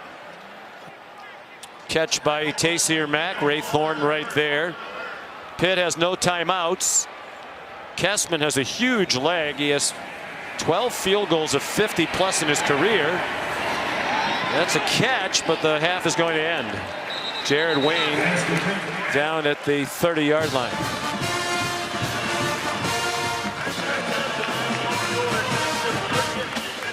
Lawrence threw for 3:02 in the half and 2. And looking to the outside, and beautiful ball. And he's working the pocket. He checks it down to Najee Harris when he's supposed to. He'll hit you over the top when he's supposed to. That's why Sark trusts him. And she's ready to go. Unfortunately, Vandy's offense wasn't ready to go to start the second half. Fuller does get the chance to come out, and this odors in the air and on surfaces, so they don't come back for 45 days. Just imagine what it can do with other odors. To 10. Welcome back to Death Valley. Sean McDonough along with Todd Blackledge. Delighted to have you with us. A very impressive performance, particularly given that Clemson hadn't played in 3 weeks, but in some ways maybe that helps because Dabo Swinney told us the other day it's the healthiest and hungriest I've seen my team all year. Well, they got some of their guys back on defense that were not playing against Notre Dame, and that was good to see. Offensively, they get Trevor Lawrence back.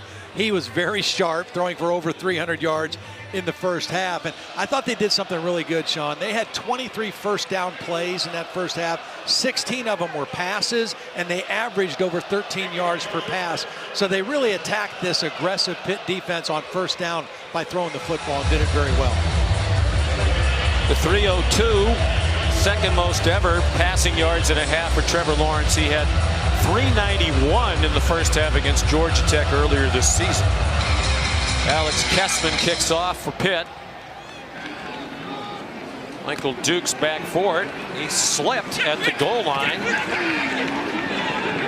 And that didn't help his progress. He's taken down at the 20 by Justin Tallendier. Here's our Pacific Life game summary. Well, Trevor Lawrence, we just mentioned, 302 yards, 17 of 26. He missed his first pass, but he didn't miss many after that. Cornell Powell continues to have a big year, but then it was the defense. 2 or 3 sacks, 3 interceptions, lots of pressure in that first 30 minutes on Kenny Pickett, and very impressive and dominating performance by the Tigers. Lawrence with Eteinne, the running back. And he gets dumped by Rashad Weaver, and the ball has come out, and the Panthers have it. There is a flag down. I think there's going to be a hold on Jackson Carman blocking against Patrick Jones. But Weaver is the guy who got to the quarterback. Again, same thing. He goes all the way around the pocket, and comes back to the quarterback and jars the ball loose Holding, from Trevor Lawrence. offense, number 79. That penalty is declined. The result of the play is a fumble recovered by Pitt. First down. These two defensive ends now, here's the hold is going to be right here. The sack is going to be right here. These two guys, Rashad Weaver and Patrick Jones, are very difficult to deal with in one-on-one pass block situations. They came in with 13.5 sacks, and they've created consistent pressure tonight. I mean, so this is a defense that has given up a lot of big play, pass, chunk plays down the field, but they have consistently sacked quarterbacks. Every game, they have done that consistently. You have to get to disrupt the quarterback when you play as much man-to-man as they do. Pickett over the middle to Jared Wayne, frustrated he couldn't stay on his feet. He might have had a touchdown. 3 sacks today for Pitt. 2 for Weaver, 1 for Jones. And they came in leading the nation, right? 40 sacks coming into the game. Yeah, averaging 4.5 per game. Touchdown here if they catch it. Vincent Davis wide open in the flat, and it's a touchdown. And the Panthers trying to scratch back into this one after falling behind 31-0.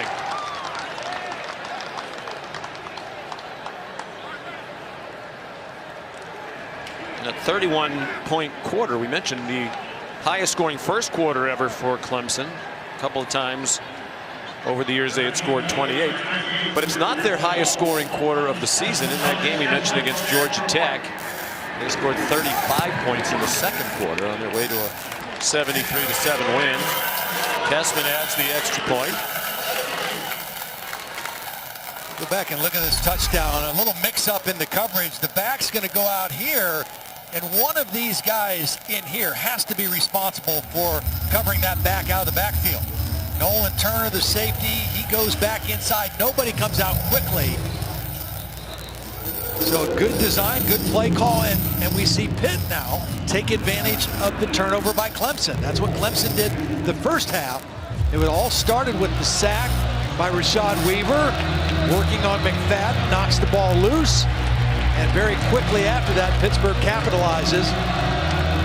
Catch by Jared Wayne, got him down inside the 10-yard line, and then the nice design play there to Vincent Davis. The Clemson coaches are beside themselves right now, and just the last quote I heard was, "What did we tell you? What did we tell you? These guys will never stop fighting." Did you think it was going to be easy? It's interesting to see. You know, it almost felt like Clemson took their foot off the gas a little bit. What's interesting too, catch. It's interesting too because one of the things they pride themselves on at Clemson is how they play the middle 8, the last 4 minutes of the first half and the first 4 minutes of the third quarter. And that's what has to be very frustrating for Dabo, is that the little lack of energy and concentration maybe here to start the third quarter. Well, to Todd McShay's point, Dabo and the coaches are like, their team has gotten a little lethargic with the big lead, which is now 21 points.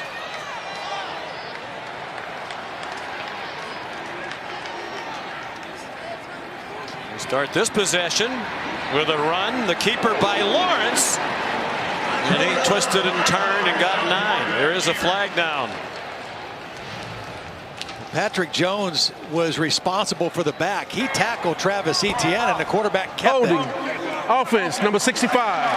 10-yard penalty, first down. It's the left guard, Matt Bockhurst, that gets called for the hold.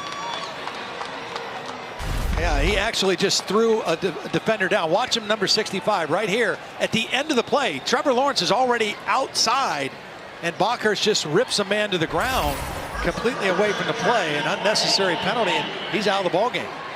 Yeah, he got the hook from the angry coach. Mason Trotter has come into the game along the offensive line, playing left guard. Fake to Eteinne. Lawrence pressured right away by Jones. Still got it away to Rodgers. Taken out of bounds near the 27-yard line by Phil Campbell. A nice job getting the football out, because that was quick pressure again. And again, you see the strength of Amari Rodgers breaking the tackle of a linebacker for extra yardage.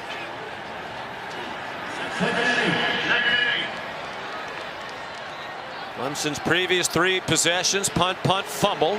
Little bubble screen to Rodgers again, and a good tackle in the open field by Chase Pine. Well, before the possession started, we saw Dabo yelling at Jackson Carman, the left tackle, for the holding penalty on the possession before. This time he's getting on Backhorst, who had the penalty on the first play of this possession. Flag down. The offensive line still in their stances. Pass intended for E.J. Williams. Like Patrick Jones was moving along the line. Marquez Williams had the coverage. Defense, number 91. 5-yard penalty, 3rd down.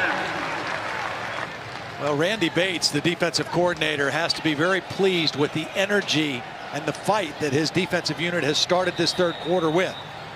And you don't have to worry about Patrick Jones. I mean, of the guys that I've seen this year, I haven't seen anybody that plays with a higher motor than him. Of course, Pat Narduzzi, Randy Bates, longtime friends, share defensive philosophies, very similar. And right now, Patrick Jones has got it going on a little bit. Coach Bates brought a blitz. Amari Rodgers the catch. Cam Bright the tackle. But it's a 1st down.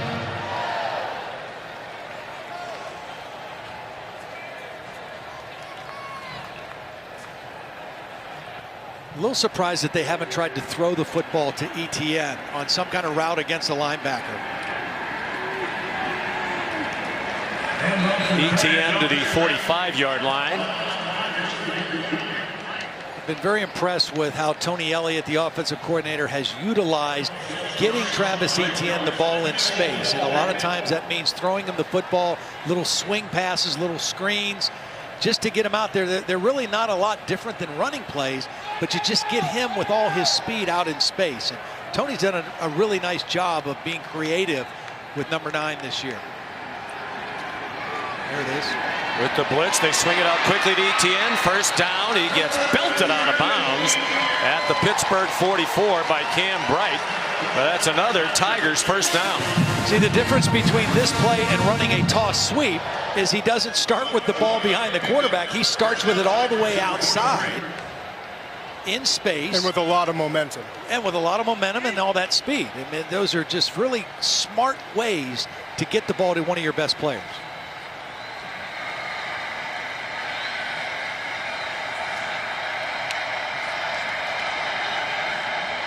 12-yard gain. Lawrence sets, throws deep for Powell, and double coverage and knocked down by A.J. Woods. Eric Hallett was there as well. It was a nice play by A.J. Woods because he didn't turn to find the ball himself, but he just read the eyes and the hands of Powell. As soon as he saw Powell put his arms up, he reached his arms up in between the receiver to get a deflection and knock the ball away. That right hand was able to knock it away at the end of the play. There's an injured Pittsburgh Panther on the play. It's Devin Danielson, a defensive lineman. Back in a moment. When you know that you're finally home. Clemson trying to stay right on the heels of Notre Dame, hoping for a rematch in the conference championship game. And leading this one 38-17. Lynn J. Dixon, nice move as he went past the line to make. He got a few more to the 30. 1st down, Clemson. So now watch on this replay. This defensive end has got to freeze and respect Trevor Lawrence. Lawrence makes the right read, leaving it in the belly of Lynn J. Dixon, and then a nice cut at the 2nd level. But Trevor Lawrence and his ability to run affects this defense of Pittsburgh. Dixon still the running back. He got 13 on the previous play. Lawrence to the end zone, a diving catch by Amari Rodgers. His 10th catch of the game. That's a career high. And it's a 30-yard touchdown. Boy, and he's working on Hamlin again. Eligible receiver downfield. Offense. Not a touchdown. I think they're going to get the freshman Walker Parks, number 64 or 56, Backhorst, which would suggest maybe this is an RPO. So watch 64 and 65 If it's an RPO, they're blocking run and they're getting downfield. That's Bockhorst right there, 56. Downfield, Trevor Lawrence reads it to throw. There are two fouls on the play, both by the offense. And those will receiver downfield. Offense number 56, 5-yard penalty. After the play, unsportsmanlike conduct, offense number 3, his first. We enforce that 15-yard penalty also. First down. Well, there's 2 penalties on Clemson, but that doesn't take anything away from an incredible throw by Trevor Lawrence. If anyone wonders why he's going to be the first overall pick, just watch that throw. I mean, the second it came out of his hand, you could tell he just layered it perfectly. The trajectory of that throw, he understands the touch, where it has to go, and how to get it there. It looked even better from the progressive pylon. Oh, there you go.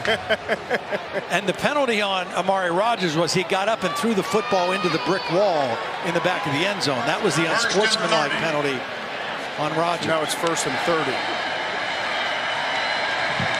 Play fake by Lawrence. He gets banged down, but got 9. Lawrence on the quarterback keeper. Future number 1 pick. Got a rematch perhaps with Notre Dame coming up. They want to play for another national championship, but they're not afraid to call his number on the running plays. And he doesn't want to be protected. He wants to run when the situation dictates. And he's a good runner. I mean, he's faster than you would think because he's a long strider. But he's a very good runner, has a good feel for it.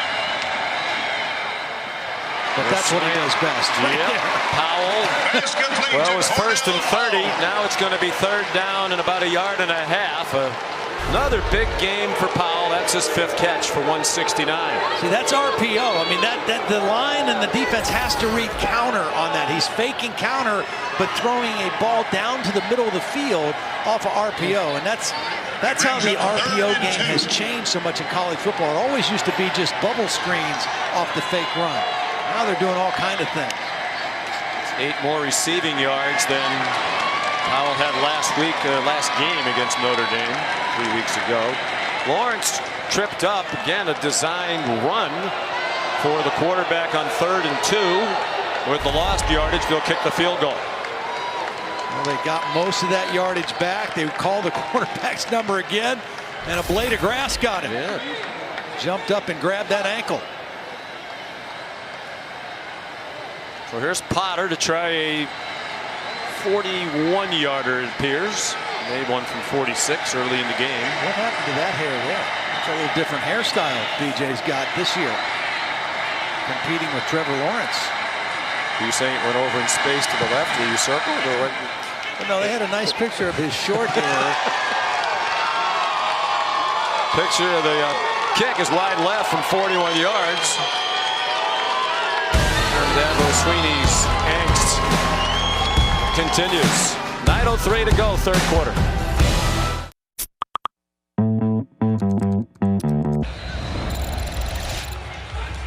Here are today's biggest moments of the game, brought to you by Samsung QLED TV.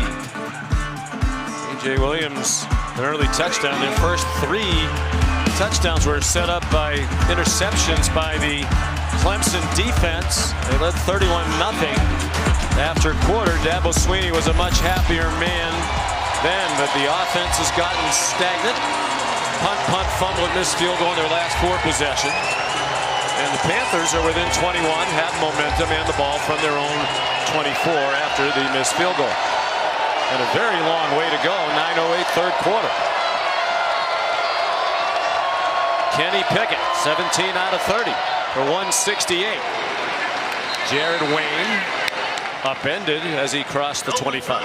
Really nice play by Nolan Turner. I thought this play had a chance, but Nolan Turner from his safety spot read it very quickly and made the nice tackle.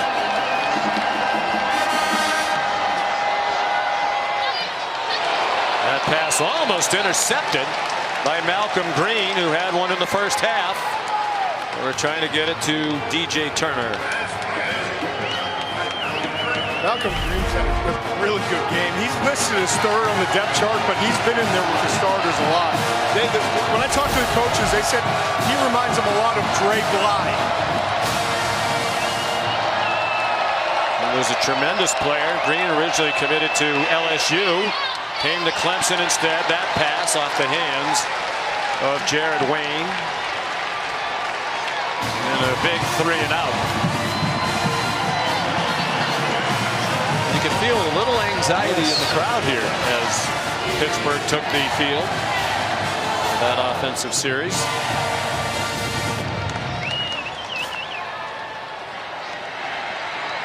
On to punt, number 98, Kirk Christodoulou. Kirk Christodoulou on 4th and 7. And Rodgers back for it.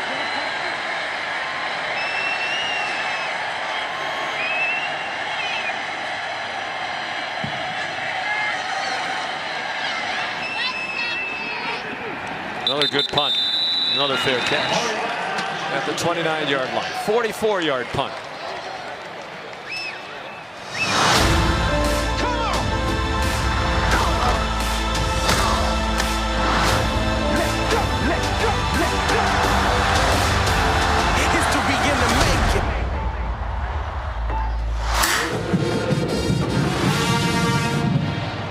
Don't miss Disney's new movie Safety, inspired by the true story of Clemson football safety Ray McElrathbey.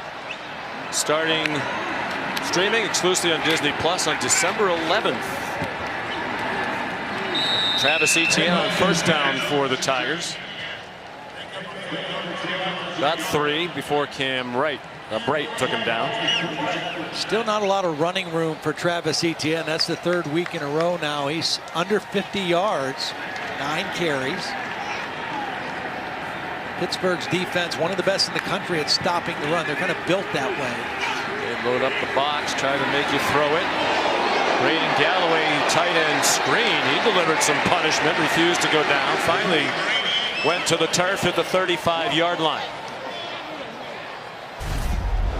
Well, Hamlin was there first. He couldn't get him on the ground. Then Galloway gives the shot to Cam Bright, the linebacker. And then from the inside, defensive lineman Keyshawn Camp gets the tackle. Big 3rd and 5 now. Midway through the 3rd quarter. Clemson offense stagnant. Lawrence, is he inbounds? No. It was Galloway again with Phil Campbell there to help shove him out. Pretty good coverage. There were actually 2 defenders in the area. Campbell again just kind of playing the receiver's hands and eyes. The foot comes down. Looks like the heel was on the white. Good strong catch. Heck of a catch. But when he comes down, I think the heel of his left foot is on the white. Yes, it was. And replay saw that. It was clear, so they didn't stop it. And Will Spires' punt is a fair catch by DJ Turner at the 25-yard. Book your eye exam now on LensCrafters.com. LensCrafters, because sight. And 2 into Portes. A screen. Kenny Pickett, A.J. Davis, and here come the Panthers with more. One of the best plays of the night. This timed out perfectly. Kenny Pickett does a nice job eluding the pressure from Maskell, the defensive end. Just gets away from him enough to deliver the football. Then good blocking downfield. The center, Sweeney, with the last block to spring the back. Clemson led 38-3, 8 minutes to go in the half. And the Panthers follow up a 22-yard gain with another 9-yard gain on the completion to Jordan Addison. We talked to Kenny Pickett the other day, said he wasn't very highly recruited, and we asked why, and he said, well, I was a freshman in high school. I was 5'6", 135. We're like, come on. Well, he has unbelievable. Yeah, man, the football is as big as his helmet in that freshman picture. He's a big strapping guy right now. I mean, you know, when NFL guys see him, you know, he's bigger than you think he might be, and he's tough. He's going to be in the league for a long time. Holding. Offense, number 71. 10-yard penalty, 2nd down. Bryce Hargrove, that's a big call, wipes out a first down. He is one of the 2 starters on the offensive line who have started all year. They have the 3 new starters the second week without Carter Warren, their left tackle, Jake Cradle, the right guard, Gabe Hoy, the right tackle. Only Jimmy Morrissey, the center, and Hargrove are out there today among the usual offensive line starters. They were a beleaguered group in the first half. They've settled in as the game has progressed. They give Pickett plenty of time here. Only a 2-yard pickup on the completion to Jordan Addison. That was a huge penalty. Yeah. And really then on that 2nd and long, you're just thinking, try to get half that yardage back. Mark Whipple, the offensive coordinator, try to give yourself a chance on 3rd down against this Clemson defense. Now they need protection to throw the football for this kind of yardage. 3rd and 9. Pickett across the line and down. Got only 2, needed 7 more. Taken down by Kane Patterson, the backup linebacker. See, this is a 3-man rush with zone behind it, so Patterson is able to just stay right there and act almost as a spy on the quarterback. Kenny Pickett nowhere to go with the football, and that penalty, as you mentioned, brings up the long yardage situation, and you have to punt the football here. First down run play, run that yielded a first down if it had stood. Kirk Christodoulou averaging more than 47 yards per punt. And just about everyone so high. He's been impressive. All Rodgers could do is make a fair catch. He's been impressive, and he continues to be. They start from the 11, do the Tigers. Last 7 drives, punt, touchdown, punt, punt, fumble, missed field goal, punt for Clemson. This is a big play in the game, the holding penalty. Yeah, right there in the middle, 71, right there as the back is trying to run through the gap. You can see Hargrove, one of those veterans, with the obvious penalty, and stops the momentum of a pretty good drive. The 5th-year senior out of Akron, Ohio. Lawrence to Davis Allen, the tight end ridden across the sideline by Eric Hallett.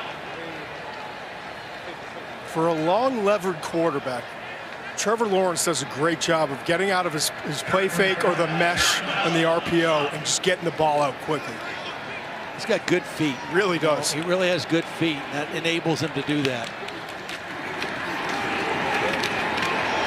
Well, we mentioned there's a first down run by Eteinne. What are the negatives? I mean, you were a first-round draft pick in the NFL. He might be the first pick in the NFL, and I've asked both Todds, maybe trying to nitpick with Trevor Lawrence. What would the NFL people have concerns about?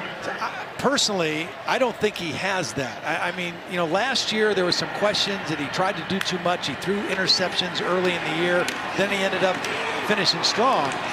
Good pressure again by this Pitt front. But I think with him, I don't think there is a weakness. I think he checks all the boxes, at least from my standpoint. Todd, what do you think? Yeah, you know, going back to what you were saying, he had 8 interceptions in the first 7 games. In the last 14 games, he's thrown 39 touchdowns and just 2 picks. So he's protecting the ball better. I mean, the only thing that you can say, and it's not his fault, there's not a lot of anticipation throws in the middle of the field, but when you see them on tape, he's perfectly capable of executing. Right. And you can picture him in a more pro-style offense. Absolutely. He's in an RPO-oriented offense right now, but you put him in a pro-style offense with play action and deep dropbacks, and he's going to flourish. Well, here are the draft grades over the last 3 years that you have, Todd, for quarterbacks. Yeah, it's the highest grade that I've given to a quarterback since Andrew Luck, I think in 2012. And, you know, it just goes to show how complete his game is. I think as you saw on that play there, again, his ability as a runner and to extend plays and to scramble. Nice, another run by Lynn Dixon. That's the thing that impressed people about Joe Burrow last year was his running ability, his ability to make plays, you know, as a runner. And I think Trevor Lawrence has that same ability. Yeah, if we could just get an offensive lineman to protect Joe Burrow. Yeah. My goodness. 360 passing. That's a 15-yard run for Lynn Dixon. I remember some were saying, well, Andrew Luck, he doesn't really have great velocity on the deep ball. Whatever. And I remember his pro day when he threw the ball 75 yards down the field with his last throw, just to stick it to every scout who said it. Amari Rodgers, the catch. We've all done this for a long time. To me, there are very few quarterbacks that we've watched over the years where you said absolutely can't miss. Not only going to be an NFL quarterback, but a great NFL quarterback. Peyton Manning, certainly one. To me, Andrew Luck was one of those guys. His career derailed by injuries somewhat, but Lynn J. Dixon dropped for loss. And to me, here's another one, John Elway, if you want to go back further. There are very few of them. Joe Burrow, to me, sort of emerged as one of those guys in one year. It was one last year. Season. What I've loved about Trevor Lawrence is the progression. As a freshman, we saw the talent, but he was still young. He was learning and didn't want to step on other people's toes and wasn't a leader.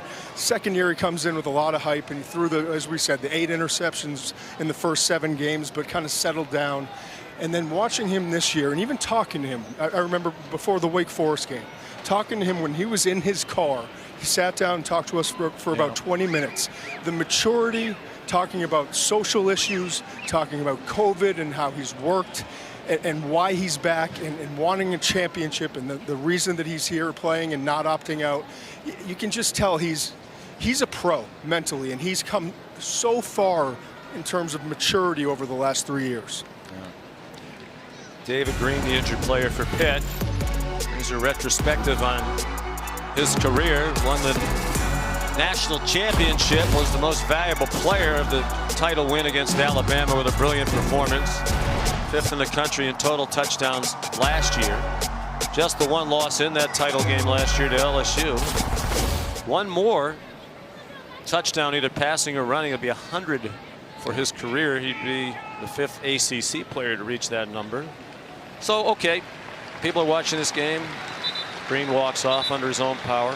And we've seen for 3 years now the physical talent. But when you talk to him, exceptionally bright. He's going to graduate in 3 years. He was embarrassed to tell us his GPA because he thinks it might have slipped a little bit. He has senioritis, he told us. But his mother is pushing him back to the books. He's going to have about a 3.5 in business marketing.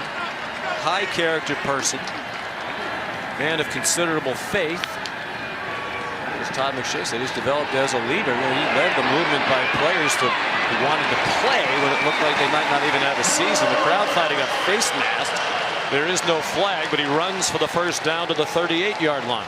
Again, here's a perfect play for him. I mean, this is a toughness play. So we're talking about, are there any weaknesses, any things you have questions about? Well, here's you put a check mark by the toughness on this play. 3rd and 5. They got a nice drive going. They call quarterback draw. He breaks a couple tackles and keeps the drive alive. And it was not a face mask. So we had a peek at a replay. He fakes the toss, throws it deeper. Beautiful play design. Braden Galloway, a touchdown. 38 yards, Clemson's first points of this second half.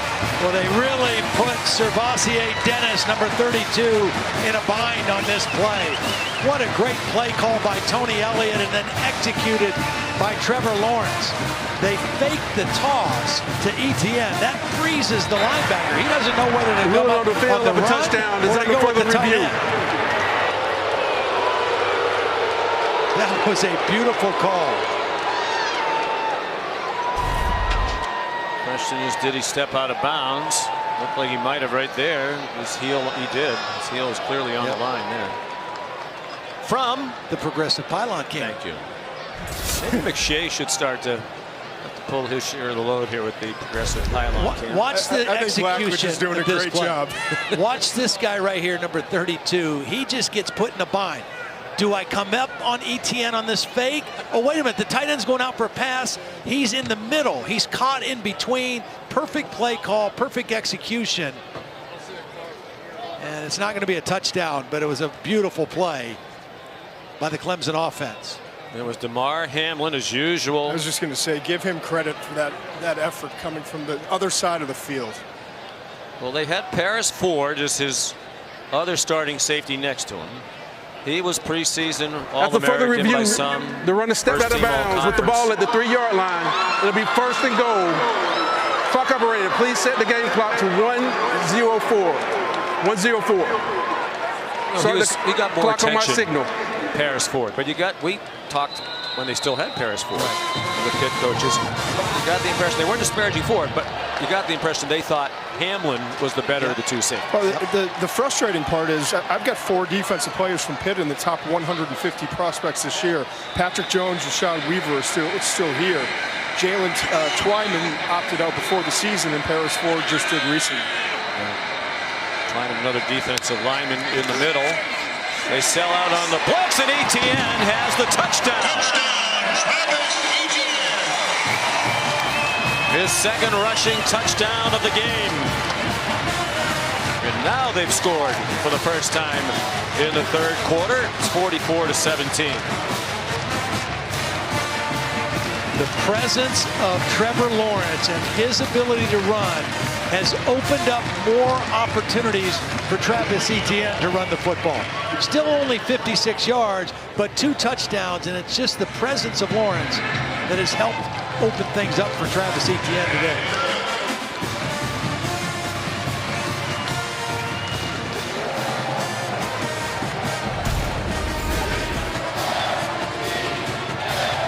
On that drive, Trevor Lawrence surpassed 10,000 career yards of total offense.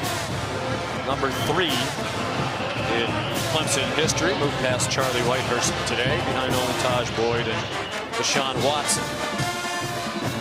Just when it looked like Clemson's offense had gone stagnant, there was a little bit of angst here with Dabo Swinney with the crowd, but they answer with a great drive. Travis Eteinne and Trevor Lawrence, the 2 best players on this football team, 2 of the best in the country, leading the way.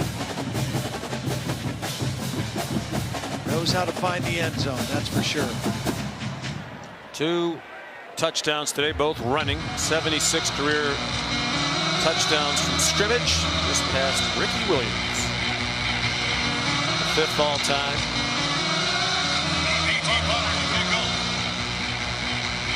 Dabo Swinney calls Eteinne and Lawrence generational type players, and they really are. Not only 2 of the best of the last 4 or 5 years, 2 of the best of this generation. Really, 2 of the best of all time in college football. When you look at what they have accomplished, here's Kevin Nagandi after the touchback. Sean, let's update you from East Lansing. And number 8 Northwestern down most of the game. And here they come. Cam Porter up the gut for the score. Right now we're tied at 20 apiece with just over 7 minutes to go. And the Iron Bowl, this is all about Mac Jones. 5 touchdown passes, 42-13 Bama all over Auburn. Back to you.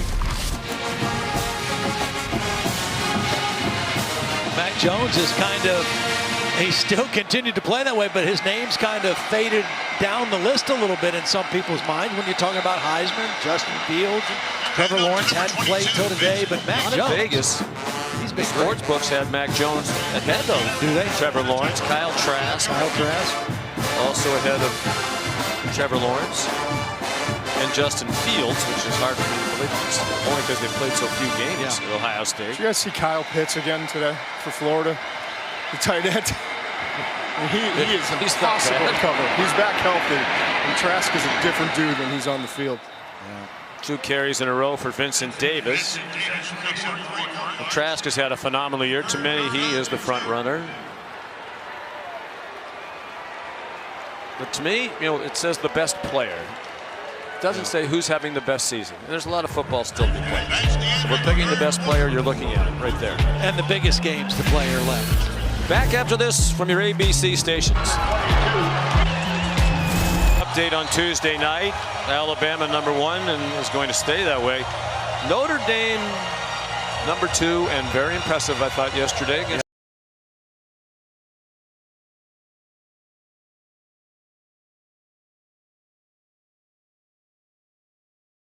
down, and it was very, very impressive. And then Ian Book and his ability to create and to make plays and extend plays is is almost kind of magic-like watching. Very Doug Flutie-esque watching him play. He is such a gamer.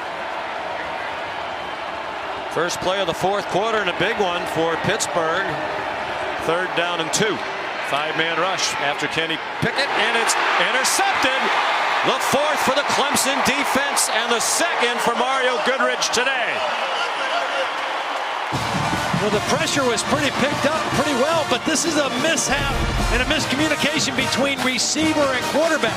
The intended receiver, Taysir Mack, is going to be out to the right, and he continues to run. Pickett throws the ball thinking he's running back to the sideline. Mack just ran past the defender, and that's an easy interception because their quarterback and the wide receiver were not on the same page. Mario Goodrich just stepped right in front of the throw, but that looked like Kenny Pickett expected that route to be shorter than it was run by Taysir Mack. He had thrown 4 interceptions all season. He's thrown 4 today. A couple it was tough to blame him for. New quarterback. DJ Uiagalelei handed it off to Chez Malusi. Well, he stepped in when Trevor Lawrence was sidelined for 2 games against BC and Notre Dame due to COVID, and boy was he tremendous. Not only was the 439 in their last game a career high for him, it was the most ever by any quarterback against Notre Dame. And the other thing that was impressive, Sean, they were behind in both of those games. They got behind by 18 on the road at BC, and he brought them back calmly. They were behind in South Bend, and he brought them back on the brink of victory in that one. And yeah, he was impressive. And even talking to Trevor Lawrence, we asked him about what'd you think about DJ, and he's like, you know, I mean, he's a baller. He's a gamer. The moment was not too big for him, and you know, he just looked right at home. And safe to say the quarterback position's in pretty good hands here at Clemson when Trevor Lawrence decides to move on.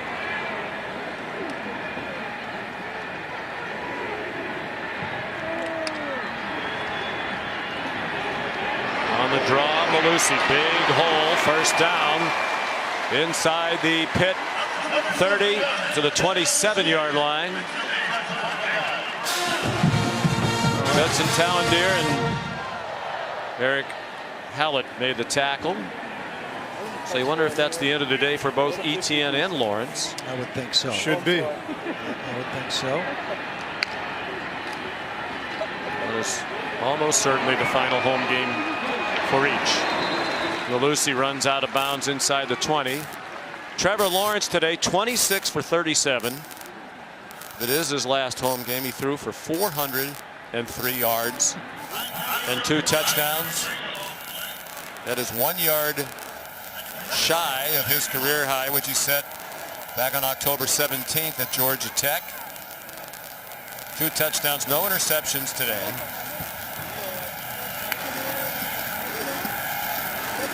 Uiagalelei throws incomplete. Intended for Cornell Powell and broken up by Jason Pinnock. Trevor just made it look so easy too. Like it wasn't a hard job today. You know, he knows where to go with the ball. He's so comfortable with the offense.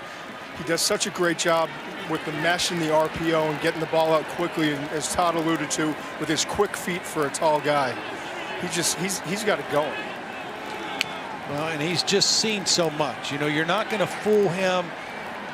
You know, you hope maybe you get him to pull the ball down because he doesn't see the coverage right away, or you disguise something, but it just so few times does that happen. And then he does have the ability, when he does pull it down, to make plays as a runner, as we saw today as well. And he's so grateful for the experience that he had here. Yep. You know, they first became aware of him when he was in the 9th grade, like a lot of other college programs around the country. But said he really grew here as a person. Obviously got engaged. He married while he was here. Talked at length to us the other day about the development of his faith. DJ, incomplete. I think he also felt, I thought it was really interesting that he said, you know, being here at Clemson allowed me and helped me to become comfortable with who I am and who I want to be, you know, and it really helped him grow into that. And just as Todd alluded to earlier, the difference between talking to him as a freshman and then a sophomore and then this year, the maturity and the confidence and just the demeanor that he has is very, very noticeable.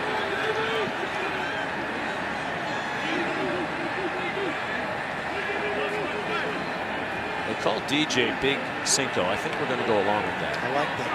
Easier on broadcasters. He is big. 6'4", 250. Shovel pass and nowhere to go for Chez Malusi.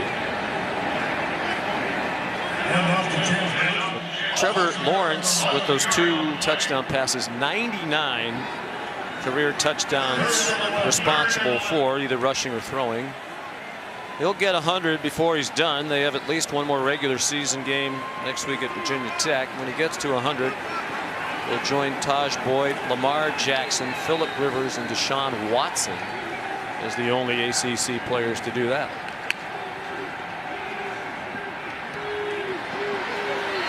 Cornell Powell. Coaches have so much admiration for him. You know, most guys wouldn't wait till they were a 5th-year senior to play with his talent. That's right. They transfer somewhere else. Not him. He's being rewarded as a featured player in his final year here. Out of Greenville, North Carolina, played high school football at J.H. Rose High School, and it's just so rewarding and so fun for us to see a guy in their last year have this happen, you know, and play at such a high level. 3 straight 100-yard games, 176 today for Powell, and that's a touchdown. Big Cinco to Malusi. On 4th down, they forego the field goal, and it's a 9-yard touchdown. Well, Servassier Dennis is going to get picked. He's in coverage. That's his man. But as he tries to go across the formation, watch Powell just kind of get in his way. He gets in his way enough to create separation, and Big Cinco is able to get them the football. We're allowed to call him that, right? Yeah. I love it. The play design was to pass to Servassier. Said we had Pitt earlier this year. Extra point good.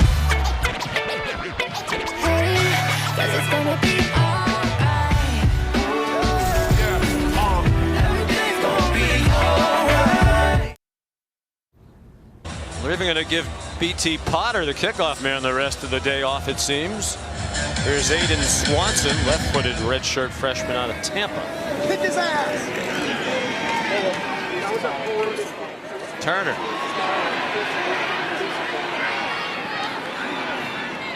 Out of bounds. And touchbacks are indeed a good thing. Potter at 8 touchbacks.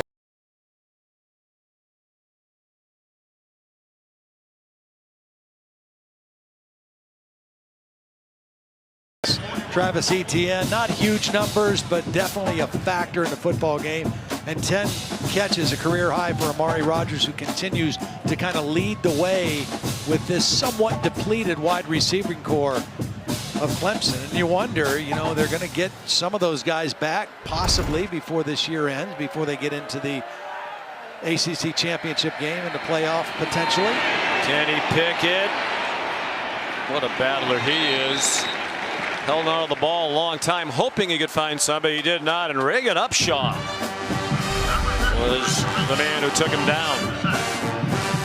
Well, what tremendous pressure. He didn't get the sack, but Jordan Williams, number 59, I mean, just really creating havoc and forcing the issue in the backfield. Rotating guys in. 5 sacks for Clemson today. A.J. Davis, nice run.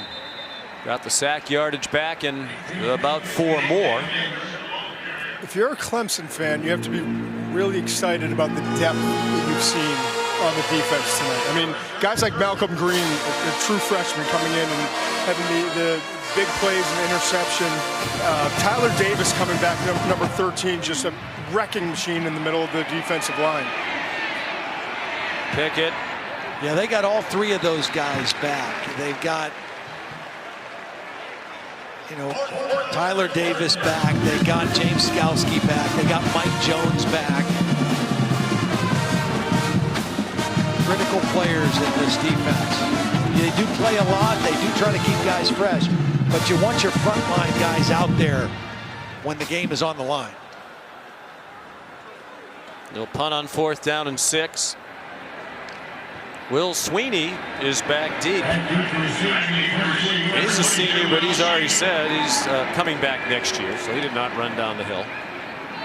Hopefully he was a big help to his dad on Wednesday night putting up the Christmas lights. Dabo said that is an annual tradition in the Sweeney household. The Christmas lights go up on Thanksgiving Eve. Will's brother Drew probably couldn't help. He broke his collarbone in practice earlier this week. 42-yard punt. When we play Monopoly as a family, we come together. Big Life, more than 150 years strong. Trust in your tomorrow. And Duluth Trading Company, tough and genius workwear designed and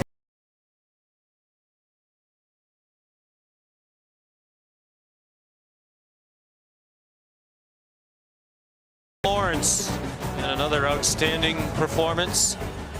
32-1 now as a starting quarterback.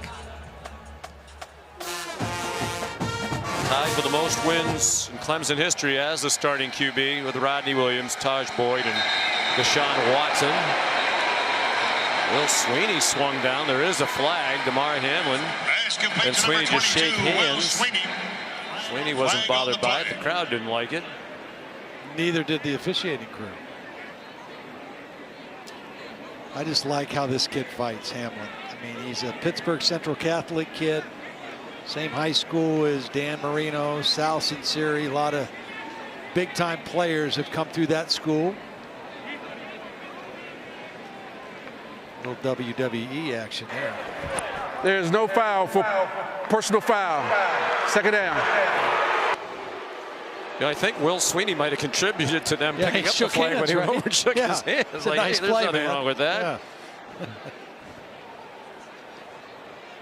You know, it's 52-17. He's a senior. He's one of your best players, one of the best players in the country at his position, and he's out there just still scrapping. I love to see that. As we mentioned, he's one of the unheralded players in college football, and our Molly McGrath talked to Damar Hamlin earlier in the week. He told Molly that his mom was just 16 when he was born. His dad was 18. They worked hard, sacrificed everything to be successful. Now both parents own their own businesses. Nina, a daycare company. Dad Mario, a cleaning business, and just started a trucking company. And they go to every game, and here they are today. He has a 5-year-old brother, Demir. Much of his life he was an only child. He wanted a sibling, and now he says his little brother is his whole world. And the coaches cannot say enough nice things. You know, we talked to Randy Bates, the defensive coordinator. You know, he talked at length about Hamlin as a player and as a person. 5th-year senior, his 40th career start. And he can play at the next level too because of his coverage ability. You know, he shows his physicality, and he's a cover. He can cover as a safety. You know what he can do early in his career is getting acclimated, go cover kicks. Oh yeah, he'll be a great special teams guy. Yep. He has 10 tackles today. Spire. Prime time tonight on ABC. After you guys, Sean, back to you. COVID replacement game. That is the year 2020. Oh, it cannot end soon enough. Kenny Pickett swung down, tried to step up into the pocket, but did not escape. Levante Bentley, a backup guy down the depth chart, is going to be able to get in here. Comes right up the middle and just keeps fighting. Beats the starting left guard, Bryce Hargrove. Those are fresh legs on some of those defenders right now. 2nd sack of the year for the redshirt freshman Levante Bentley. Back to the screen game. DJ Turner tried to deliver a stiff arm to Tyler Venables. There is a flag thrown on the play. Personal foul, targeting, defense, number 38. The previous play is under further review. They're deep down the depth chart. Elijah Turner, listed as third string safety, grad student from Pickens, South Carolina. Here's the stiff arm. We'll find out if that's targeting. All right. Playoff top 25 rankings, second week. After they reviewed it, no targeting. Elijah Turner still out there. Lamagnier agrees with that decision. Three-man rush for Clemson. Kenny Pickett on 3rd and 13. Has fought valiantly all night. He was over the line of scrimmage, retreated and threw it, and that's going to bring a flag. Trenton Simpson was in hot pursuit. I think as valiantly and as tough as he's been today, as valiantly as he's fought, he should be allowed to cross the line of scrimmage and throw. Illegal forward pass. Offense, number 8. 5-yard penalty. Loss of down. 4th down. Yeah, it's been a tough day for him, that's for sure. I mean, he's battled, he's competed, he's led, but they got in a hole early. They had the turnovers early. Clemson capitalized on him and just could never quite get out of the hole. Kirk Christodoulou on the punt. Clemson has looked like a fresh football team, a team that hadn't played for a few weeks and was still smarting from the last time out losing a football game, and they got that taste out of their mouth. Well, right on cue, here's the All-State playoff predictor. Now, these were our picks, what we think it should line up as we head toward the next show on Tuesday night. You and McShay like Alabama #1. After yesterday, Notre Dame moved from 2 to 1 in my book. Well, you know, you could make an argument either.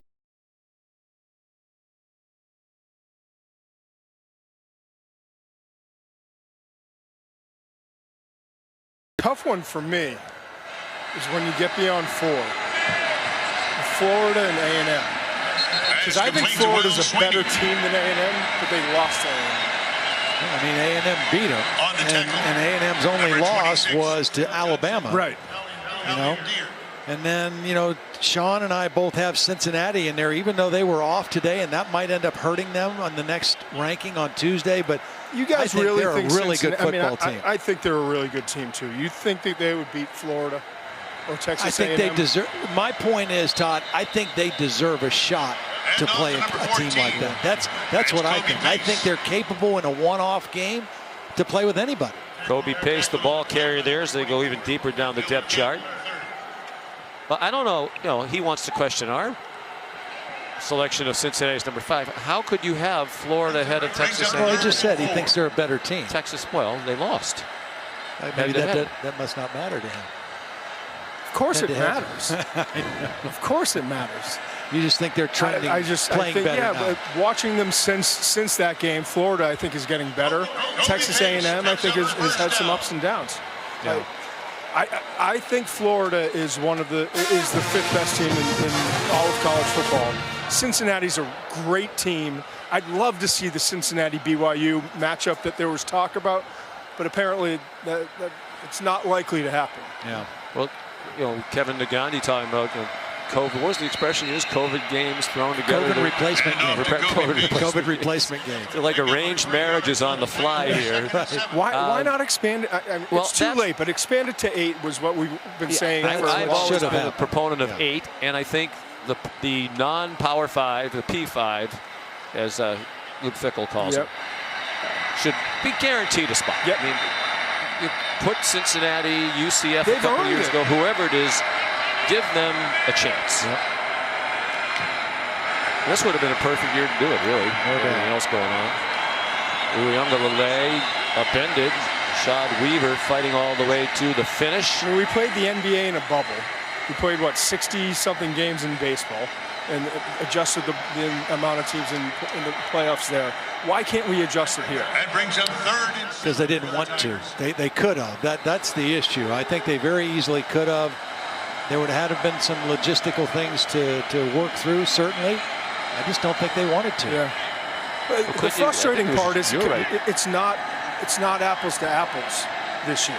You know, I mean, right. That's right. Different conferences are playing different numbers of games. That's exactly right. So it would provide an opportunity to really see who the best teams are.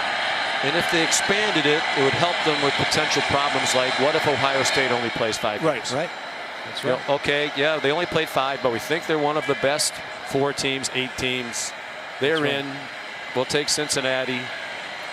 From what I understand, Todd McShay, Cincinnati and BYU were trying to talk about arranging a game, but now with all the COVID issues popping up all over the place, plus it's quite possible Cincinnati's going to play Tulsa twice. Yeah. They're in the top 25 this week. They have a regular season meeting. They can play again in the conference championship game in the American. And it's not like in the first college football ranking, Cincinnati was 6 and BYU was 7. I mean, BYU was 14 in the first ranking. So, I mean, how much benefit would there be for Cincinnati? I mean, to somebody like us, we would Cincinnati say we'd like 9, to see is that right? Yeah, it's just too big of a disparity to really risk it, I think, in that game at this point. It was Aiden Swanson who punted. Just his 3rd punt of the season. So the Big Ten remains a jumble. Northwestern has lost to Michigan State. First loss of the year after a 5-0 beginning. And then Wisconsin is not eligible, right, for the Big Ten championship game. Not enough games played. Ohio State is 1 game away, 1 more cancellation away from that. New quarterback for Pittsburgh is Joey Yellen. He started the 2 games that Pickett missed due to injury when he had ankle surgery. Joey started at Miami and against Notre Dame. Redshirt freshman from Mission Viejo, California. There's a flag on his first. Illegal formation. Offense. 5 men in the backfield. Half the distance to the goal. First down. Yellen played 1 season at Arizona State and transferred here in January to Pittsburgh. Had a tough go of it in those 2 starts, particularly against Notre Dame. That outstanding defense. 45-3 Irish win. From the end zone, he throws it away as he was running out of time. Yeah, I actually thought that he did a lot of good things in the loss to Miami. You know, they gave up some plays defensively. As you take a look at Kenny Pickett's numbers for the day. Rough night for him against this aggressive Clemson defense. But I thought Joey Yellen against Miami showed a lot of promise, but then the Notre Dame defense is just about there. They're as good as any I've seen this year. I mean, if not the best. And they really made it tough for them. Daniel Carter, the ball carrier.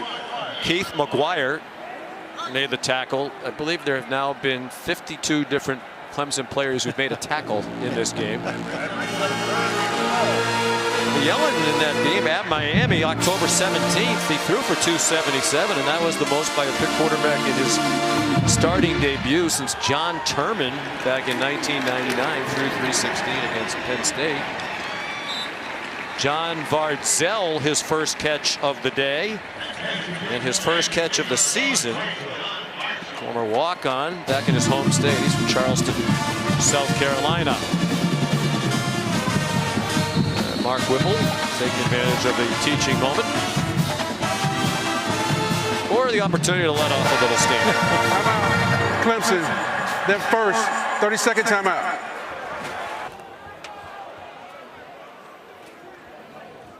Now, what do we think is the point of this? Well, it was fun to see Trevor Lawrence come back to college football. He hadn't played since October 24th. Some people wonder, would he be rusty? Not really. He missed his first pass of the game, then was pretty on point the rest of the day. This touchdown to E.J. Williams, the little flea flicker that really fooled the Pitt defense, got him out of position. The big payoff play there to Powell, who had another huge game. And Trevor just did a little bit of everything. This was such a beautiful design. Faked the toss to Eteinne, short side of the field, hit the tight end. Trevor Lawrence again, beautiful day for him. 26 of 37, 403 yards. 2 touchdowns. Now 32-1 as a starting quarterback.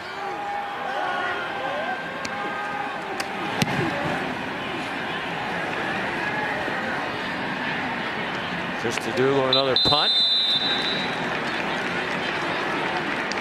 And a fair catch by Will Brown back there to handle the punt. They're getting everybody involved in the action. We talked earlier, 3 weeks since they played.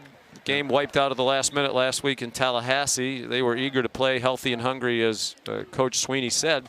They still haven't made a decision about whether they're going to make up that game, and that'll be interesting to see what transpires. I think if you're Clemson, as much as they would probably like the opportunity to hammer them with all the angst of this week, I don't know if it makes sense to try to replay that one. I don't either. I mean, because first of all, you're looking at, you play Virginia Tech, and let's say you win that, you guarantee yourself a spot in the championship game with a rematch against Notre Dame on the 19th. Why not take that extra week and get ready for that game? You know, you don't need another game against Florida State.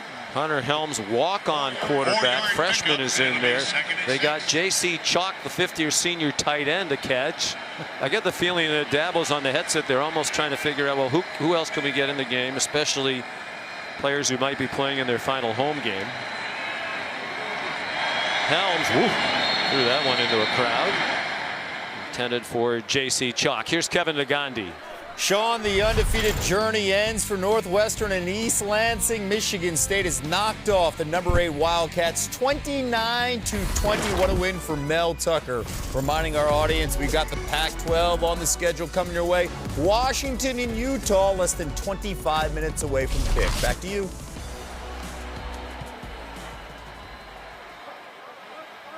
Because of the numbers issues for Wisconsin.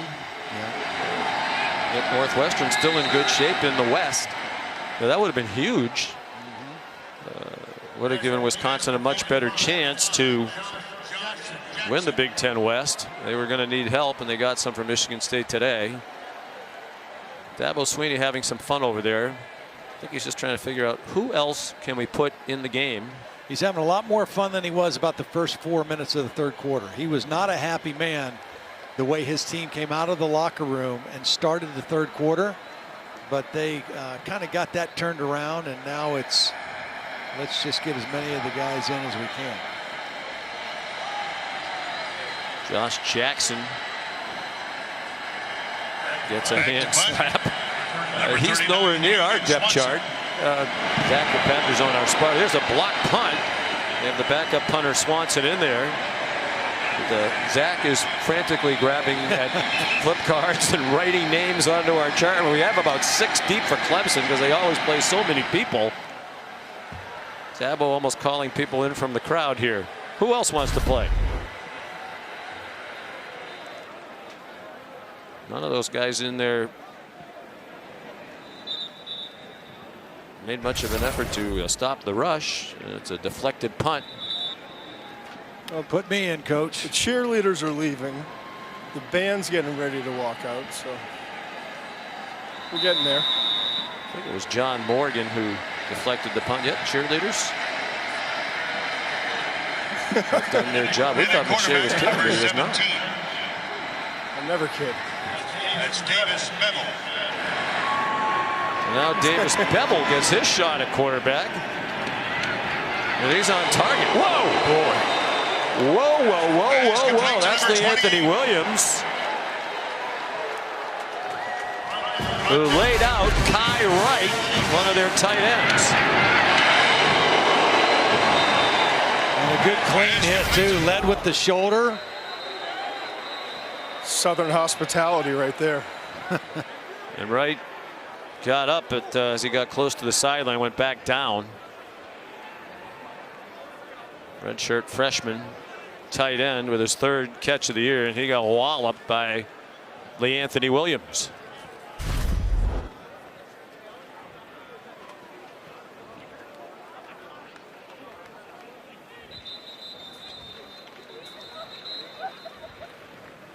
Good clean hit.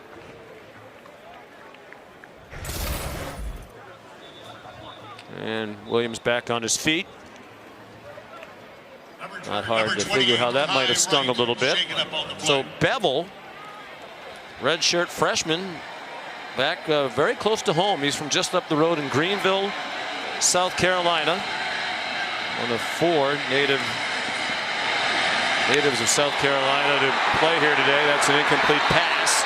Incomplete pass. Fred Davis apparently doesn't hear the whistles or just wants to live out the dream, but they're going to bring it back. Ruling on the field is an incomplete pass. 2nd down. It sure looked like it bounced off the ground. Low throw. And it bounced. For John Vardzell. He's another of those from South Carolina. Charleston, one of the 4 Pitt players from this state.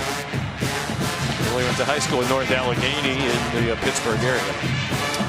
My sister and brother-in-law went to high school in North Allegheny. PA. Great school. Outstanding football teams over the years. Great football in Western PA.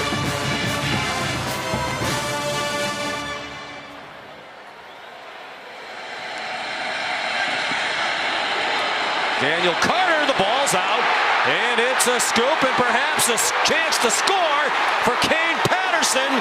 They're trying to run him down, and it is a touchdown, or is it? Officials conferring. I think they're going to mark him down to the 1-yard line. He thinks he scored. Sophomore from Brentwood, Tennessee. Levante Bentley knocked the ball loose. Kane Patterson has played more snaps than he probably expected today because Jake Venables, who had been the starting middle linebacker, did not play at all today. They got Skowski back. Yeah, he was down. Knee down before he got the ball to the pylon. And of course, we have to see it from the progressive pylon cam. Of course we do. Confirm it. McShay, would you like to just say progressive pylon cam? Progressive pylon cam. Excellent. Well, they have the extra point team out there, but I don't think they realized the ball was spotted at the 1, and it's the correct spot. Knee clearly down. Sideline warning. Clemson. 1st and goal. Clemson. Who are they going to let run the touchdown here? Sean, who do you think? They have a manager. He's down. I'm going to say this loud enough for the replay booth next door to here. He's definitely down. I think they see that. It's also been an uneventful second half of replay and officiating. Well, how about the walk-on quarterback, Hunter Helms? Is that Darian Rencher in the backfield? Yeah, that's why he's out there for sure. You are a smart man. Team leader. 5th-year senior. Yep. Particularly during the off season. From Anderson, South Carolina, right down the road. Look at you. Great hotels. You were on a roll there for a minute. Rencher stopped. They're telling him to line up quickly. The sideline wants them, but I think they want to give Rencher another chance. Get him in. 5th-year senior, wasn't highly recruited from right down the road, even though his dad was a track star here in the 80s. Serious knee injuries in high school. Oh boy, he's not going to get there now. Servassier Dennis, one of the leaders in the country in tackles for loss, was in the backfield to stop Rencher. Well, they tried to give him a couple of chances. Yeah. Disappointing for him that he didn't score, but this is the right thing to do with a lead of this size. Don't hurry to run another play. So Clemson goes to 8-1. They extend their school record 28 straight home wins.